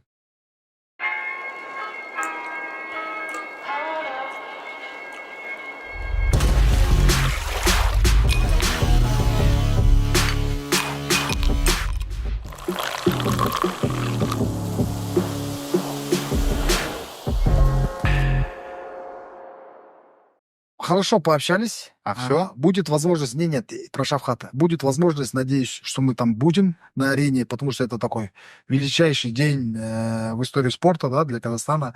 Этот бой будет смотреть весь мир. Этот бой будет одним из самых обсуждаемых боев, однозначно. И то, что наш Намат, то, что наша папаха, не папаха, а наш Тмах там будет присутствовать на стартдауне и в бою, это прям круто и круто и круто. И я больше чем уверен, надо вот, если мы поедем, у кого виза есть? Если мы поедем, надо закупиться этих тмахов, да, побольше. Вот я сейчас фанатам, если хотите передавайте через меня, побольше за Я купить поездку. И прям нет, я не продавать, я всем буду медийно на голову одевать, чтобы максимально все ходили. Я тут раз поехал, когда я 10 штук забрал, ну, у меня реально денег, ну, как бы не так сильно хватило, но 10 штук я купил, там минимум по 35, кажется, я взял или по 40. Я дарил 1000 тенге? Да, одну и где-то 400 тысяч, где-то 500 тысяч я потратил еще казахстанский шоколад. Я дарил, вижу всем, чтобы у них было, и они там, ну, как бы, типа, знаешь, охотно разбирали. Господи. Я Это даже- халява, да? я Кто-нибудь даже- за 35 штук. Не, ну ты знаешь, я же дарил не всем, я дарил медийным. Вот, допустим, вот этот актер, который снимается в Джокере. Ну, невысокого роста, как ну, его зовут. Не Фасбла, а там это Джокер. Хокин Феникс. А? Хоакин Феникс? Он, у него Инстаграм, вот, он даже выставлял со мной вместе сторис. Вот ему я, ну, как бы, напишу, да, Марго Робби там еще был, да? да. Нет, это Нет? в другом фильме. Марго Робби. Фаниль Зубайра и Дамир. Все, мы что ли, про Шавката больше не будем? Я хочу говорить уже, что сказали. Да? Уже в шапки перешли. Шоколадки. А я, кстати, хотел еще сказать последнюю мысль по поводу Гэри и Шавката. Мгм. Мне вот интересно, был ли вариант у Шавката отказаться от боя? Шоколад никогда не отказывается. Я просто к тому, что на самом деле ему намного выгоднее было просто подождать Белала и не рисковать. Больше года не выходить потом, брат. Так и... А Билал когда выйдет, вообще непонятно. А вот А 6 что он недель. теряет? Не, а Шесть что недель. он теряет, Шавкат? ну А как так бы будет так точно. простой все-таки. Сейчас, может, там... Мне Просто кажется, не если было ты не варианта побеждаешь, отказаться. как Иэн Гэри, я считаю, какой вообще, о каком поясе вообще можно Не, он тереть? уже все, то есть, ну, ему уже официально сказали, ты держишься за пояс. Я к тому, что UFC его как бы как ставили перед выбором, хочешь, подожди, А хорошо, а с какой целью? Для чего подождать? чтобы, ну, у них уже есть бой, который они... Чтобы подраться потом. Ну да, чтобы... Ну, он же в любом случае будет драться потом. То есть он не сбивал, может, потом сейчас, не знаю. Ну, имеется в виду, Это смотри, слабо, он говорит, если он- проиграет, Он же- не дай бог. Вот, я и да, говорю, может что быть. если проиграть таким, как Иэн Гэри, там ловить Нет, что нечего. таким? У него 8-0 у Янгера UFC, это тоже топ, типа. Ну, все, значит, извините, Я к пожалуйста. тому, что UFC, они уже же как бы... Это всё, претендентский бой. Да, конечно. Вот и все. Да, давай, там добьёмся. по-любому ты следующий, если ты выиграешь, по-любому следующий... Ну, ты- Шавкат уже не так был. получилось. Да, ну, Он, а он уже больше больше ничего не года не дает. Знаешь, ходил, мне получается. кажется, не было варианта. Застой, простой, не очень было большой. другого главного. Не, знаешь, человека. я тебе скажу. Почему? Он не главный бой вечер. Нет, стоп, Кто главный? Да, Стоп, Сколько он самый главный? тоже, он тоже. Асакура. Не, в чем прикол? Вопрос еще же в деньгах. Скорее всего, не то чтобы нужны, но есть какой-то план определенный. Новый год. Я вот не знаю тоже, я же и говорю, мне вот интересно. Нет, Рождество. кто-то подрасчитал, что столько Рождение, там, столько бабок еще бой, один бой. тратить, да, ну, как бы на там эту командировку. Наш, Я поехать и уехать просто так, ну, как бы. Не, ну, я бы спросил бы, короче, это у Шавката точно, потому что если бы у него был бы шанс отказаться, и он не отказался. Звоним, давай спросим. Можно? Да. Да. Ну, а сколько времени Не, моя? или сейчас их ночь сейчас. Бауэр позвоните. Не, он Бауэр с ними? можно вечером, или к следующему подкасту вам расскажем, Да. потому что это реально интересный вопрос. То есть, Давай получается, ночью еще продолжим подкаст записывать. Шавкат типа Ты рисковал берём-то или не всё. рисковал? Интересно, мне интересно. Это все, что хотел Мне сказать. тоже интересно, но мне кажется, и сам Шавкат хотел получить бой, мое мнение, да, и, насколько я знаю, тренерский штаб хотел получить бой. И мне кажется, для Шавката будет лучше сейчас выйти с Яном Гэри, сбросить ржавчину, которую он не скопил за все время, когда он не дрался. Да нет никакой ржавчины. Вот, Да. не зря, но просто, брат, он целый год уже, получается, не будет выходить в клетку. Он так и дерется всегда. Ну хорошо, но тут уже было бы уже непонятно, сколько еще плюс. Ну смотри, а вот он сейчас опять получит какую-то травму. То Почему так же ты говоришь? Вот смотри, в марте подрался, потом подрался в декабре. Что в марте было. Что тепло было там, да? Что ты же говорил, да холодно было. То есть он Я сейчас... про запрошлый мало говорю. Нет. Короче, смотри, вот Шеф Нилом подрался весной. В декабре он подрался с Томпсоном. 2 поединка типа в год. Ну, норм. В прошлом году. Да?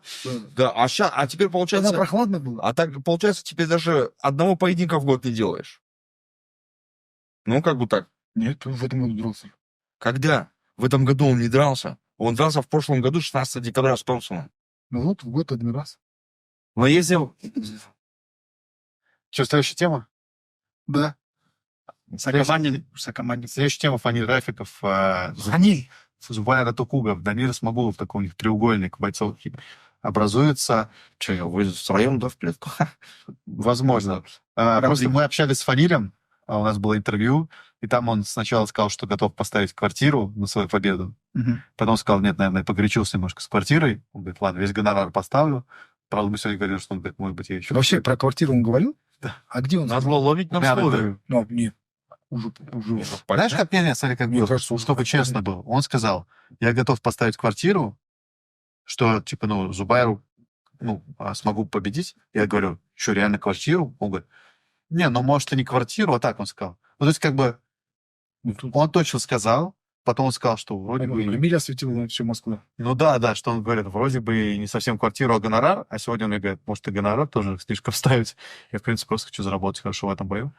Такая ситуация случилась. Я тебе-то даже про него рассказывал. Про Фанеля. Помнишь, я тебе рассказывал? Про него. Что расскажу? Расскажу нам. Давай так, я шучу, я, блин. Поддерживаю просто прикол. И теперь интересно, потому что, мне кажется, когда Зубайра услышал и Камилу, это стало интересно точно. Он у себя осветил, что типа квартира интересно. Я думаю, Зубайра подумал, что квартира это интересно.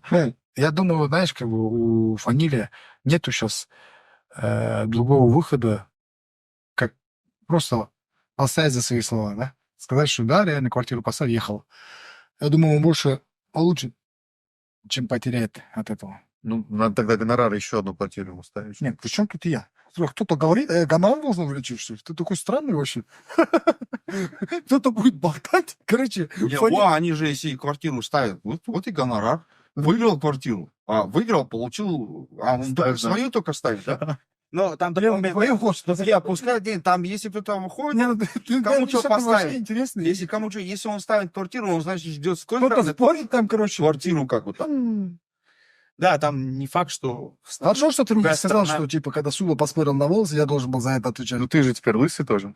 Теперь. Не, я к тому, что... Гитару надо привязать к этому. Нет. Спасибо Да, большое. ставь либо квартиру, либо волосы. Кстати, а что там со столом нашего? Шашлыка вот так вот? Ты угреб прям. Что У меня, кстати, была идея, что Жумагулов уже приезжает на турнир. Да. Я вот хотел ему лично спросить. Он просто уже, знаешь, Дидар с контрактом тут бежит к нему, подпиши Подпиши, да. контракт, вернись. И там у него узнать, насколько реальны его шансы в этом году. Все мы понимаем, что в этом году нереально, но мне надо спросить. Почему нереально? Мне кажется, что реально. Ну, потому что я... На стол спорим. Журбеш, Сам не хочешь, по-моему, туда двигаться. не знаю, зачем ты ему надежду вставляет, или хочешь Не, шашлык. Я, знаешь, я в предвкушении. Помнишь, как мы спорили с Сулой? Мне нравилось, что Сула до конца верил в свою победу. А этот отказался уже от своей телевизии. Сам спорит и сам боится ее. Нет, Зачем боишься? я не боюсь. Я... Ну, а Что ты заднюю включаешь? За раз приедем, у нас еще целых 1,5 месяца, а ты уже заднюю включаешь. 1,5 месяца. Да, А может, его 31 декабря подпишет. это будет новость. Да. Прикиньте, анонсирует такой. Не, а представь, он поставит, и 1 января его подпишет. А у нас уже стол сидит. Да. Вот тогда это... Вот это будет обидно. Ну, почему? Наоборот, Ты подпишет. же про декабрь. Да. сказал. Почему обидно? Да, действительно. Вот как думаешь? Нет, давайте подумаем. Да, вот гипотетически. Произошли бои. Фаниль Зубайр. Зубайр давно не дрался, да? Очень там. Да, ну... Фаниль на таком хорошем падении. Сколько лет Зубайру Тухову? Они, мне кажется, вообще чуть ли Плюс-минус 34, по-моему, ему. Да. Вот Да, как вот. ты думаешь, выиграли? Почему? Можешь. 34 одногодки. Фанилю 32. 30 лет Фанилю. Нет, 30 лет Фанилю. Я не знаю, почему вы Фанилю все время хотите сделать 40-летним. Я говорю, ему 30 Я лет. никогда его не хотел. Он молодой. Щегол. Для меня он щегол прям. Я в 16 лет такие вообще движения у меня были. А он еще даже не родился. Так, Зубайре 33, а Фаниль 30. Твой друг близкий, мне каждый Не, ну зачем его Пельмени. возраст знать? Как? Ну, мы же дружим не из-за возраста. 29 мне было вообще. 20. Мы же не из-за возраста с ним дружим. Я школу закончил, в институт поступил, когда Фаниль родился. Фаниль родился. Есть, точно есть шансы У кого? у Фаниля. Ну, просто очевидно, кажется, что у людей Мне кажется, Фаниль фаворит в этом бою. ну, фаворитом я бы не стал бы называть. Почему? Ну, из-за команды, потому что я думаю, что если Зубай решит возвращаться, и еще будет знать, что квартира на кону, то он в такой будет форме лютой. Мне кажется, не хватит ему лютой формы, чтобы Фанилю сейчас сломать. Ему надо будет провести несколько поединков, войти в ту форму, которая была у него действительно, и тогда может быть. А сейчас вот с первого поединка и уже показать весь свой суперкласс, который был лет 7-8 назад. А я бы не говорил, бы, что, знаешь, что ты говоришь так сломать. Я не думаю, что он бы ломал бы Фанилия. Я думаю, что он как раз бы пытался забарывать. То есть, ну, это точно, типа, будет план, типа, до зала Хабиба. То есть, это будет очень много позиционной Здесь борьбы. есть Эдуард Базров, который тоже... А Дамир, какое мнение? Поставим. Можно вопрос про Зубайру скажу? Он, по-моему, один из тех, кто не особо борьбой, ну, как бы, не то чтобы увлекается, он как бы... Офигенная борьба. Нет, он хорошо борется, но Офигенно. он почему-то все время бои UFC проводит, стойки Я проводит. видел его ACB джиу-джитсу. Он выступал на ACB джиу-джитсу, несколько поединков. Я его смотрел борьбу. У него хорошая защита от проходов в ноги. Хорошая, прям хорошие проходы в ноги он делает. Я прям видел. Офигенно, кстати. В любом случае, бой крутой. И тот бой, который я бы с удовольствием посмотрел. Да. Я так понимаю, что вообще Камил, он планирует еще делать совместные турниры. Я просто не знаю, может, секрет, не секрет. И это не от тебя слышал, не от Камила, а слышал от такой истории, что у него есть, типа, идея делать там 2 раза в год совместные турниры с Найзой. Не знаю, подтверди, опровергни. Не, ну, Да вообще не надо ни с кем тебе делать на реке, пожалуйста. знаешь, Делай сам, вообще офигенный турнир. вообще, Самый вообще не лучший. проблема. В целом, я же говорю, это же вопрос отношений. Как ты просто общаешься с человеком. Помнишь, я тебе говорил про ряд сотрудничество наше, когда мы там работали. Также и с Камилем у нас все легко и гладко прошло.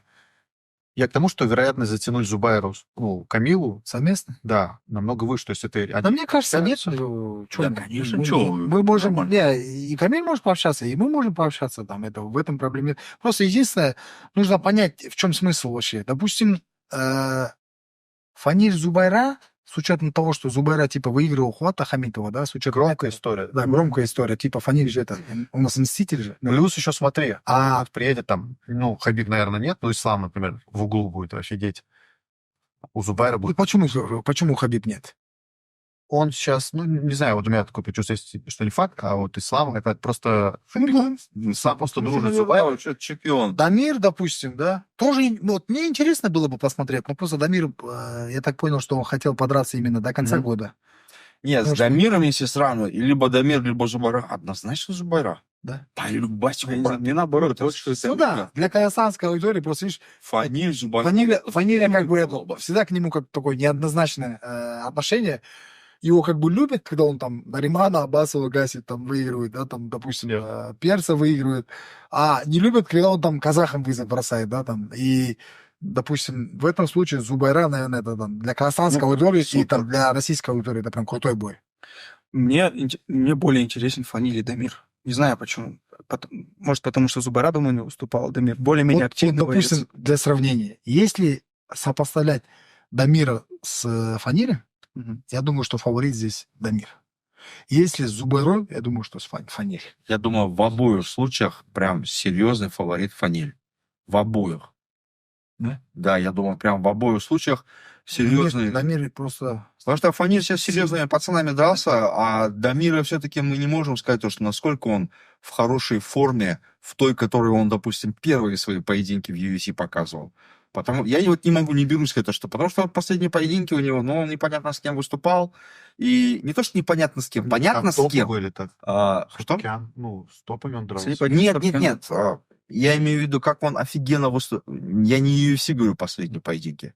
После UFC. Я его карьеру после. Первые 2, по-моему, поединка в UFC, которые были, вот они мне понравились. Он действительно там как будто бы старался показать, финишировать старался. А вот крайние поединки уже, он было видно то, что он старался до конца просто типа, пускай посчитайте, сколько там по очкам. Главное, не финишировали, что-то в этом роде. И после этого, то, что его выступление, Ну, там была Вартанян по кикбоксингу. Такой хороший поединок. Они в родной весовой категории. Конечно, это когда не кикбоксинг, UFC, это не всё-таки- UFC, он зарабатывает деньги просто. А для UFC это понятно.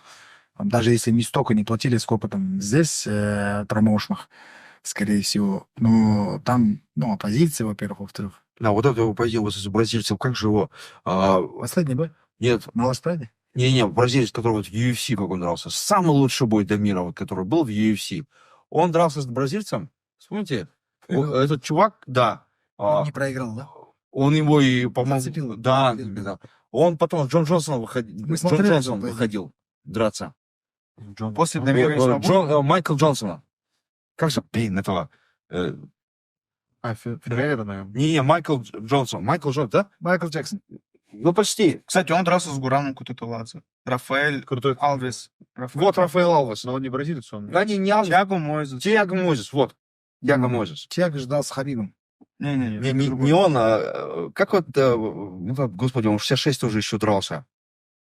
Майкл Братан, ты подготовился? Майкл Джонсон, по-моему, с Хабибом он дрался. с Хабибом... Длинный бой был с Гейджи у В него. принципе, ты уже старый. нельзя. Да, Майкл Джонсон. Вот, я же говорю, Майкл Нет, с Джонсон. Махачевым. Махачева потом Мойзес проиграл. А с Джонсоном не дрался Мозес?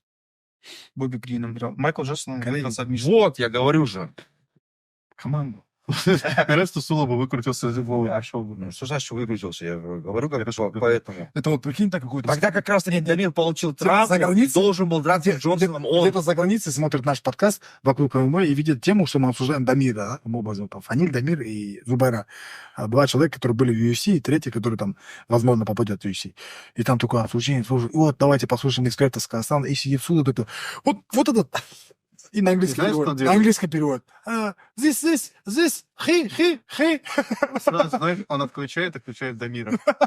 Я же Жал. сказал, Ой, Данияр, Майкл- Данияр. сначала Джон Джонсон, перепробовал Майкл Джонсон. Все, ребят, это... Я же имя не вспомнил, ты Ну, ладно, нет, на самом деле, я, Очень знаете, что вкусный мел. сразу закину. Толкан. Ты опять больше 2 ложек съел, кстати. Как ты поделал? Мне осторожнее потом. Я сразу тоже закину, что, ну, только не воруйте промоутера у нас эту идею, что даже бой Дамира и Зубайры тоже был бы интересен на найде. Тоже классно. Так что у тебя прям куча вариантов. Надо же запрягать Жандальбека, чтобы обзванивал всех и узнавал. Нет, надо в этом плане, я не знаю, если возможность есть Фанили, конечно, с Зубайрой. Я все-таки в этом плане более патриот, честно скажу. У меня вопрос. Сейчас. Может, граждан? Быстрый маленький. Да. Хоть есть квартира? Я, честно, дом. Тогда можно организовывать. Я, честно, дом. Зубайра Но- за дом согласен. Вообще, А еще... то это, видел, да, как он грамотно меня подставляет? Ты говоришь, Да сейчас тебя спасаю, видишь? Вообще, еще один кто-то отвечает, вариант. сейчас он еще возьмет там вагон, чего-то пообещает, я просто сижу, такой, вернусь, Я это вырежу переписываю, да? и на хайлайты. Еще один крутой вариант есть.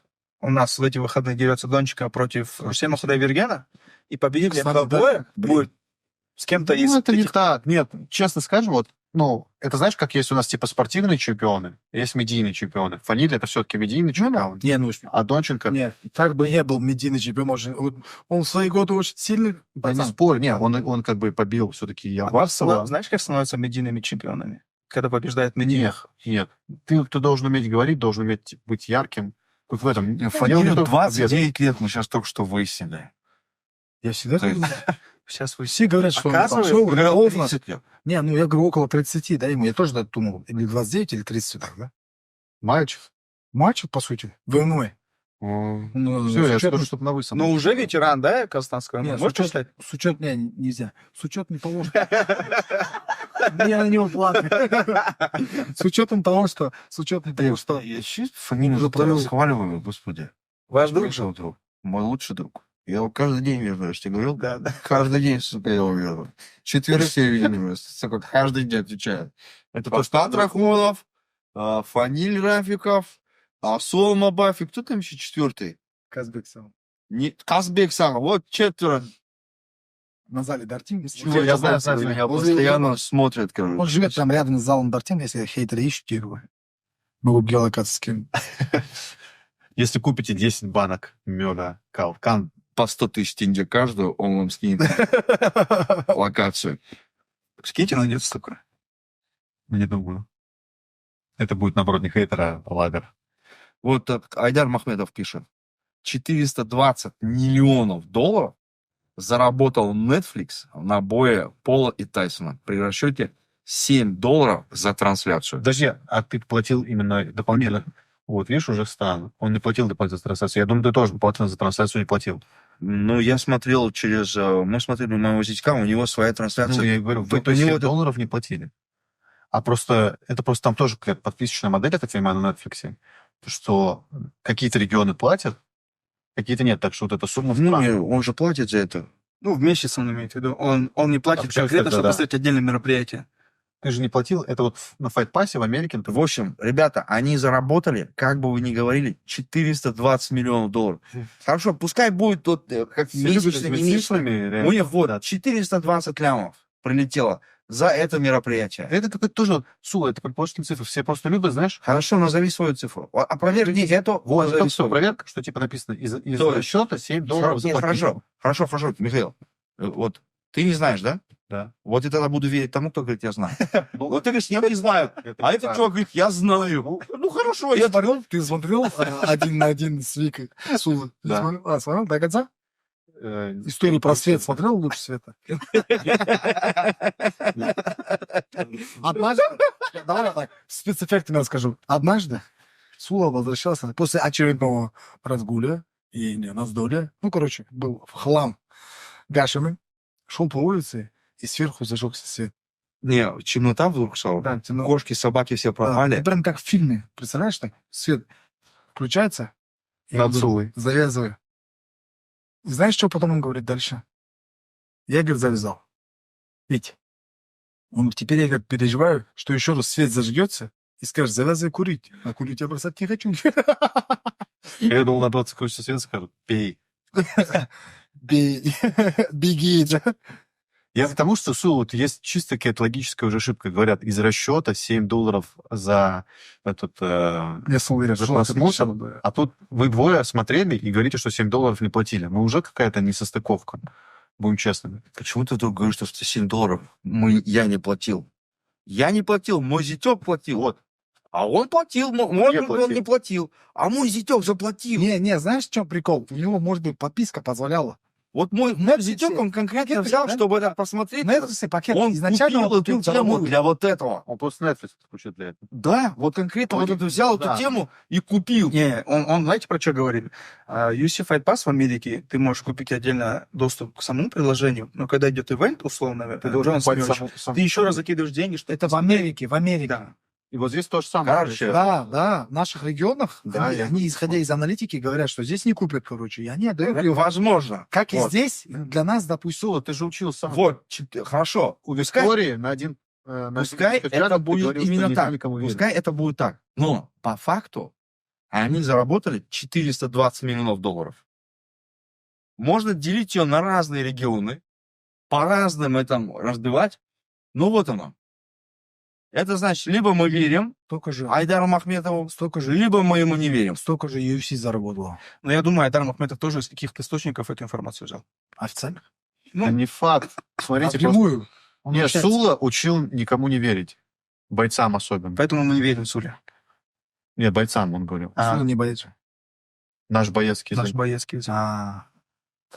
Не знаю, я говорю, вот когда всякие тоже вот эти цифры. Давайте, ребята, поговорим о нашем крутейшем поединке. Данил На Бланчик турнире, на с ИЗ-69. Рустемом Кудайбергеновым. Да, Блин, это главный бой, да? это главный бой. Так и согласен. 69. Главный. Сексуальное название самого сексуального промоушена в Казахстане. Найза. 69. Дастан Авангельды и Вячеслав Свищев. А почему сексуальный? 69, типа. А что такое 69? Это нереальная стойка, короче, когда мужчина делает женщине, а женщина делает мужчине одновременно. Поэтому говорят 69. Сексуальное число. А что ты облизываешь? На меня смотришь,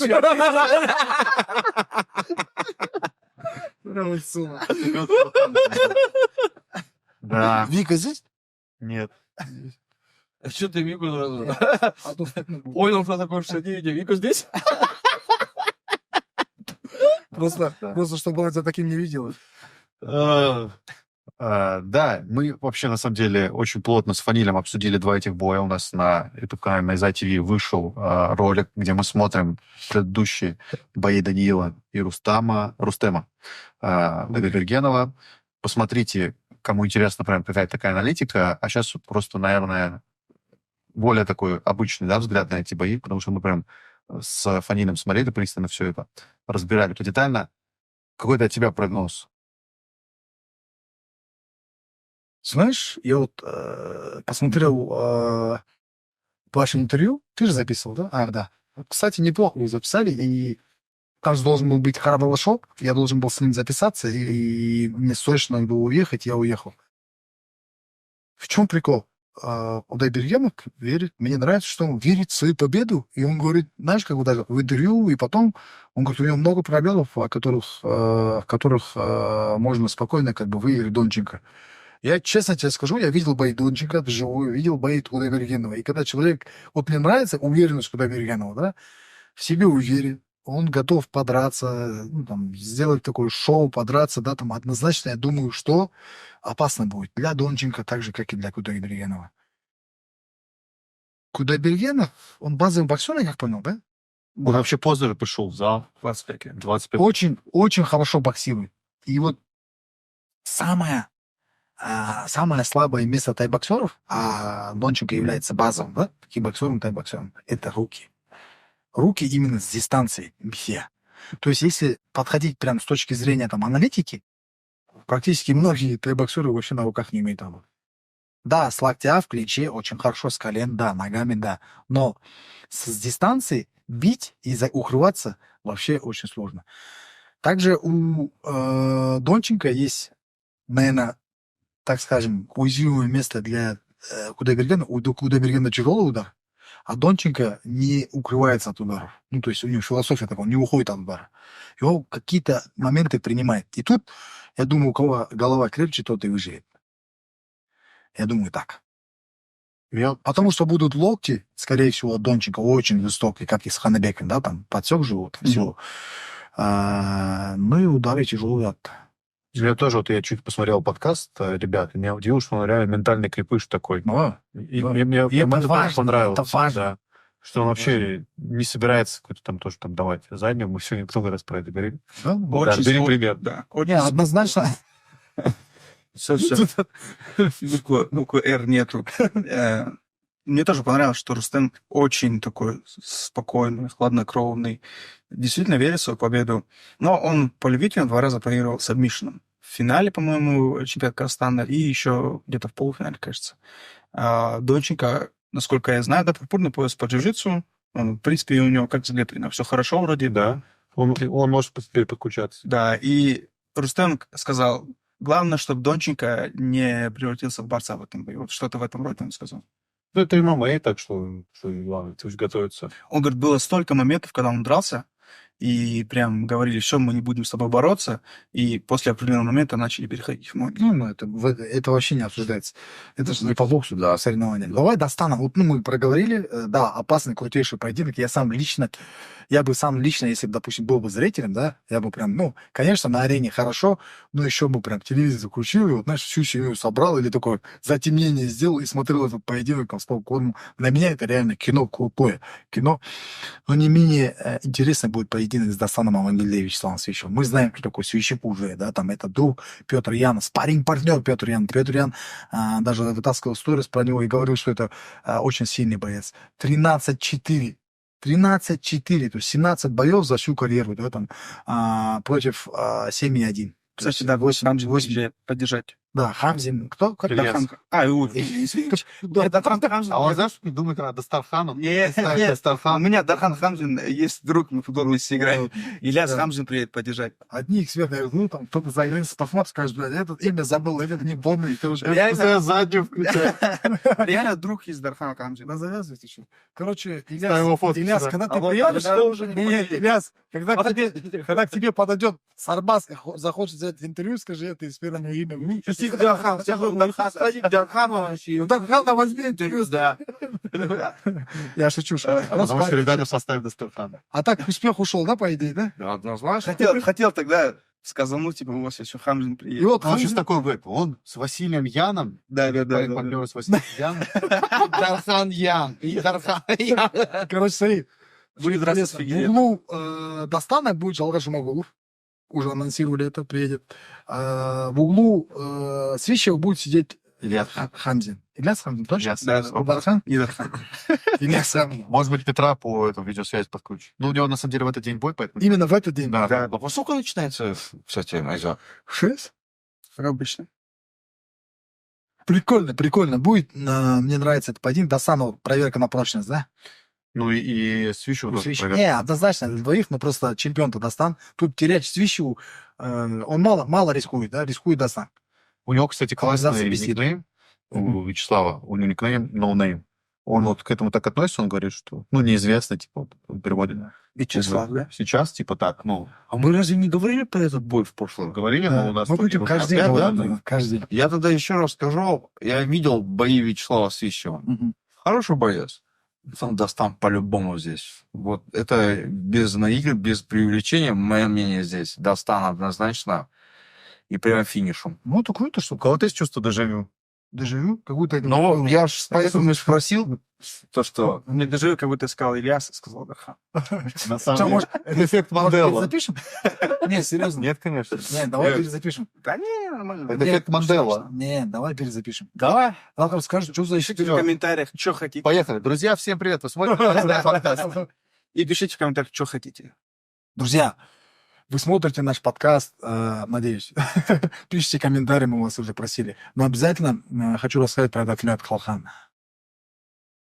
Надежный щит вашего иммунитета. Вкусный, питательный, столько витаминов. И вот в такую, как бы, можно сказать, непогоду, да, прохладную, он защищает от простуды и всяких других хворей. И, кстати, вот Обязательно. Сула же ел прошлый выпуск. Я смотрю, Он лучше стал. волосы под... Не-не, он лучше стал. Моложе стал, да, реально намного лучше. И вода Саура. Спасибо. Увидите на полках, Спасибо. берите, она очень Или вкусная. Смотри, реально как такая, звезда. смотри, просто руку пойми. Крутая, да, такая? Саура и Калкан. Юра. Алплейт. И что на этом? Мне даже Саура это все-таки какое-то, знаешь, такое...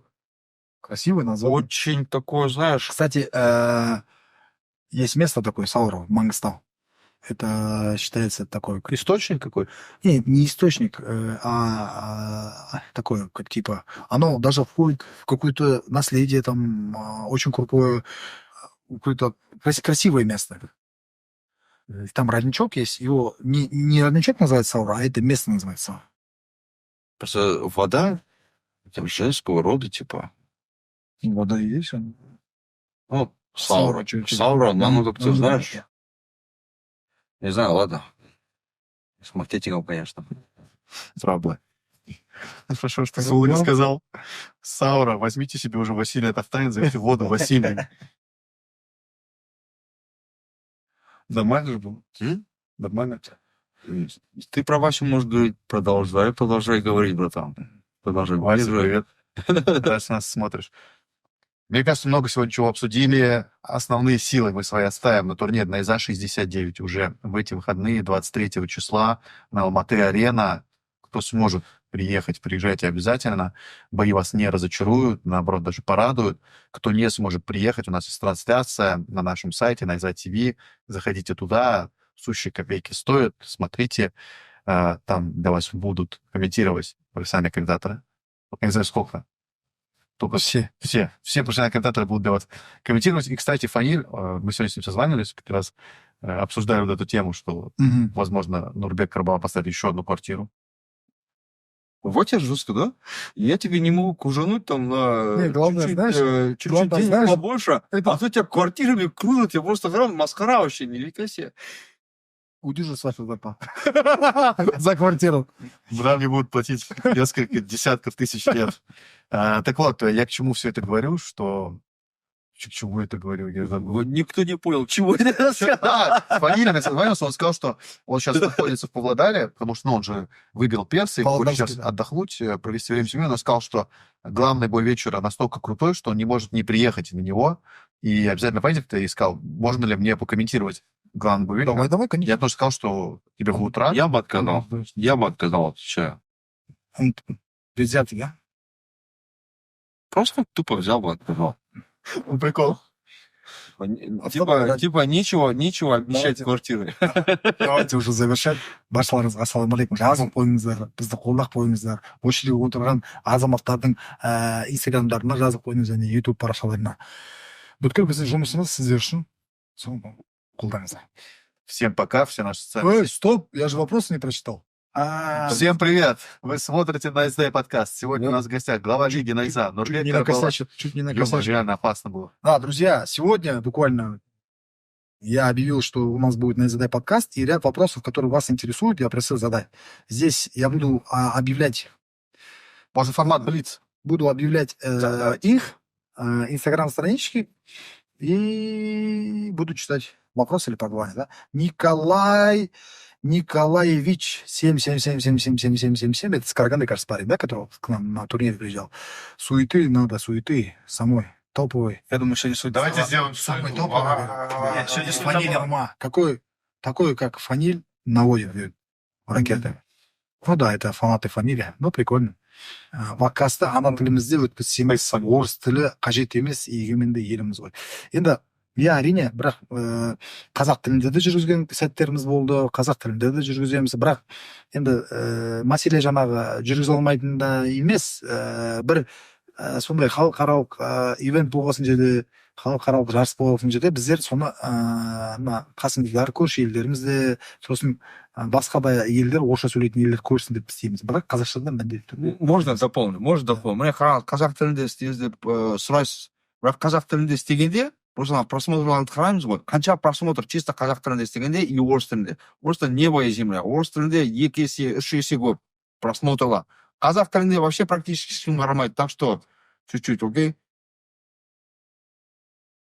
Дұрыс айттым ба? Я не согласен с тобой, но это как қазақ тілінде де қарайды, просто Мало. 2-3 раза меньше смотрят. 2-3 раза меньше смотрят. Не қарау. подкастты ана тілімізде өткізсең, бұйыртса өткіземіз. Әрине, міндетті түрде. Осындай негізінде бар ғой, Просто предложение. кто без негатива, без вот так обращается, Да, ну да, они правы. Почему? Потому что, тоже как бы хотят только услышать на казахском, почему видео. Может, не понимают русский. Так, ассалаумалейкум, бізге Шафхат қазақ.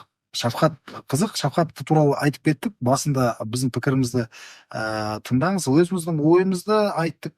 Шафхат туралы янгерім болатын жекпе-жекте, сондықтан міндетті түрде подкастты қарасаңыздар, орталарына бізде Шафхат туралы сөйлейтінбіз.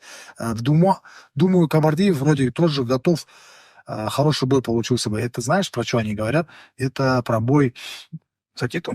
Нет, с Азаматом Бахытовым. Давай сейчас. Бахытовқа 20 миллион теңге табылды ма дейді. Бұл басшысы. Айтпаса шакалда көбей барам. Келесбек деген.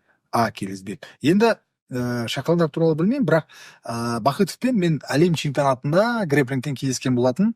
Сол кезде Бахытовтан сұрағам, сен қойдың ба? Ол неге десем, оның алдында маған жазған болатын. Мен қойдым деп. Сөйлесесің ба, қойдың ба дегенде, жоқ, сөйлесемін деп. Бірақ менің күмәнім бар. Бахытов 71-ге жақын арада олмайтын сияқты деп ойлаймын. Я с ним стоял, он такой крупный, Азамат Бахытов. Чисто Бразилия сокот, Бразилия все У него борьба на очень У него всегда была борьба на офигенная. Всегда было так у него. На крутом очень. И он говорит, что сгонит. Если сгонит... 70? Да. Не думаешь, не сгонит? Ну, он здоров. Сомневаешься? Очень. Ну, с Кабардиевым, не знаю, можно же на промежуточный какой-то вес, да? 77, да он 70 отлично будет чувствовать. Да? Да он Гордеев, да, конечно. По всем кто там у нас? Гасанов, да? Кажется. Целый год Гасанова. Сделать. Космический Шангразы, нижнее подчеркивание 0.33, говорит, космический гонорар Джон Джонса по сравнению с другими бойцами. Ну, мы сегодня говорили про это, и вот как раз-таки Миша не согласен с той информацией, которая присутствует. Кстати, и у Айдара Махметова она выходила, да? И у других каких-то... Цифра большая, 100%. Да. Ну, такая, я думаю, что не так. 15 миллионов 200 там указали. Ну, в принципе, Джон Джонс мог заработать. Мог и 20 миллионов, я потому что эта цифра, она из пальца высосана, но... Это Короче, мы точно не знаем.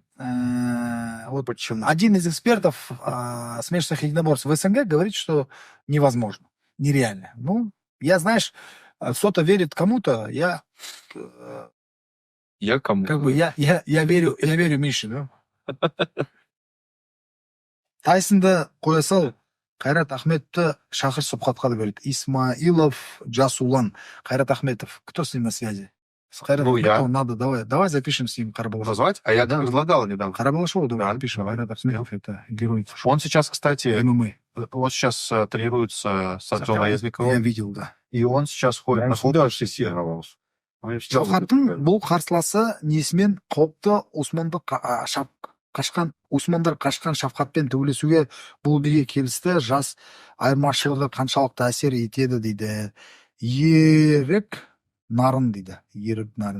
Сондай сұрақ қойыпты. Енді Шафхат туралы, егер осы подкасты басынан бастап қарап отқан болсаңыздар, Шафхат пен Иан Мачадо Геридің арасында болатын жекпе-жек туралы біздер өзіміздің пікірімізді айттық. Оның алдында мен айтқан болатын, сонымен төбелесуі мүмкін деп.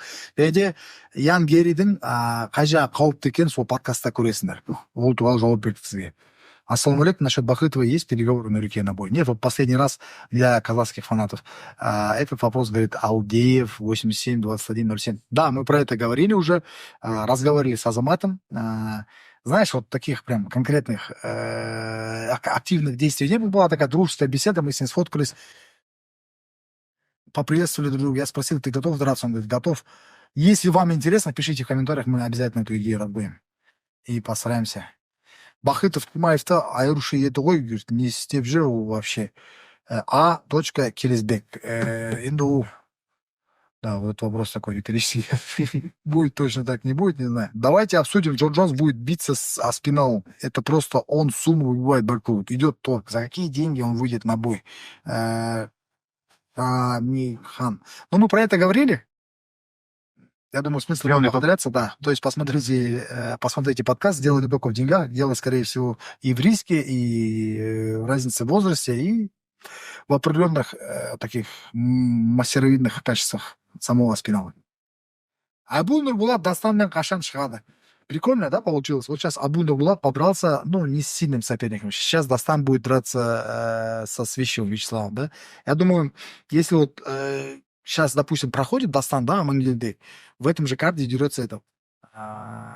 Ержан Араска, у который хотел реваншироваться. Абу Нурбулат. Абу уже подрался до этого в карде. В Караганде.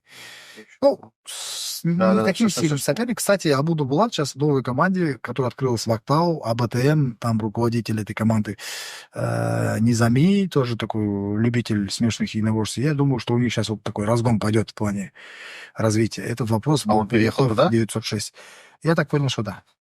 Ну, сейчас он куда-то другой. Ну, там... Ағай, Бағдат Жолдықпен Ермахан орында жекпе-жек жерге айталас бармады дейді. Ермахан үште бағамен шығады деген сен кіремей тұрмыз дейді.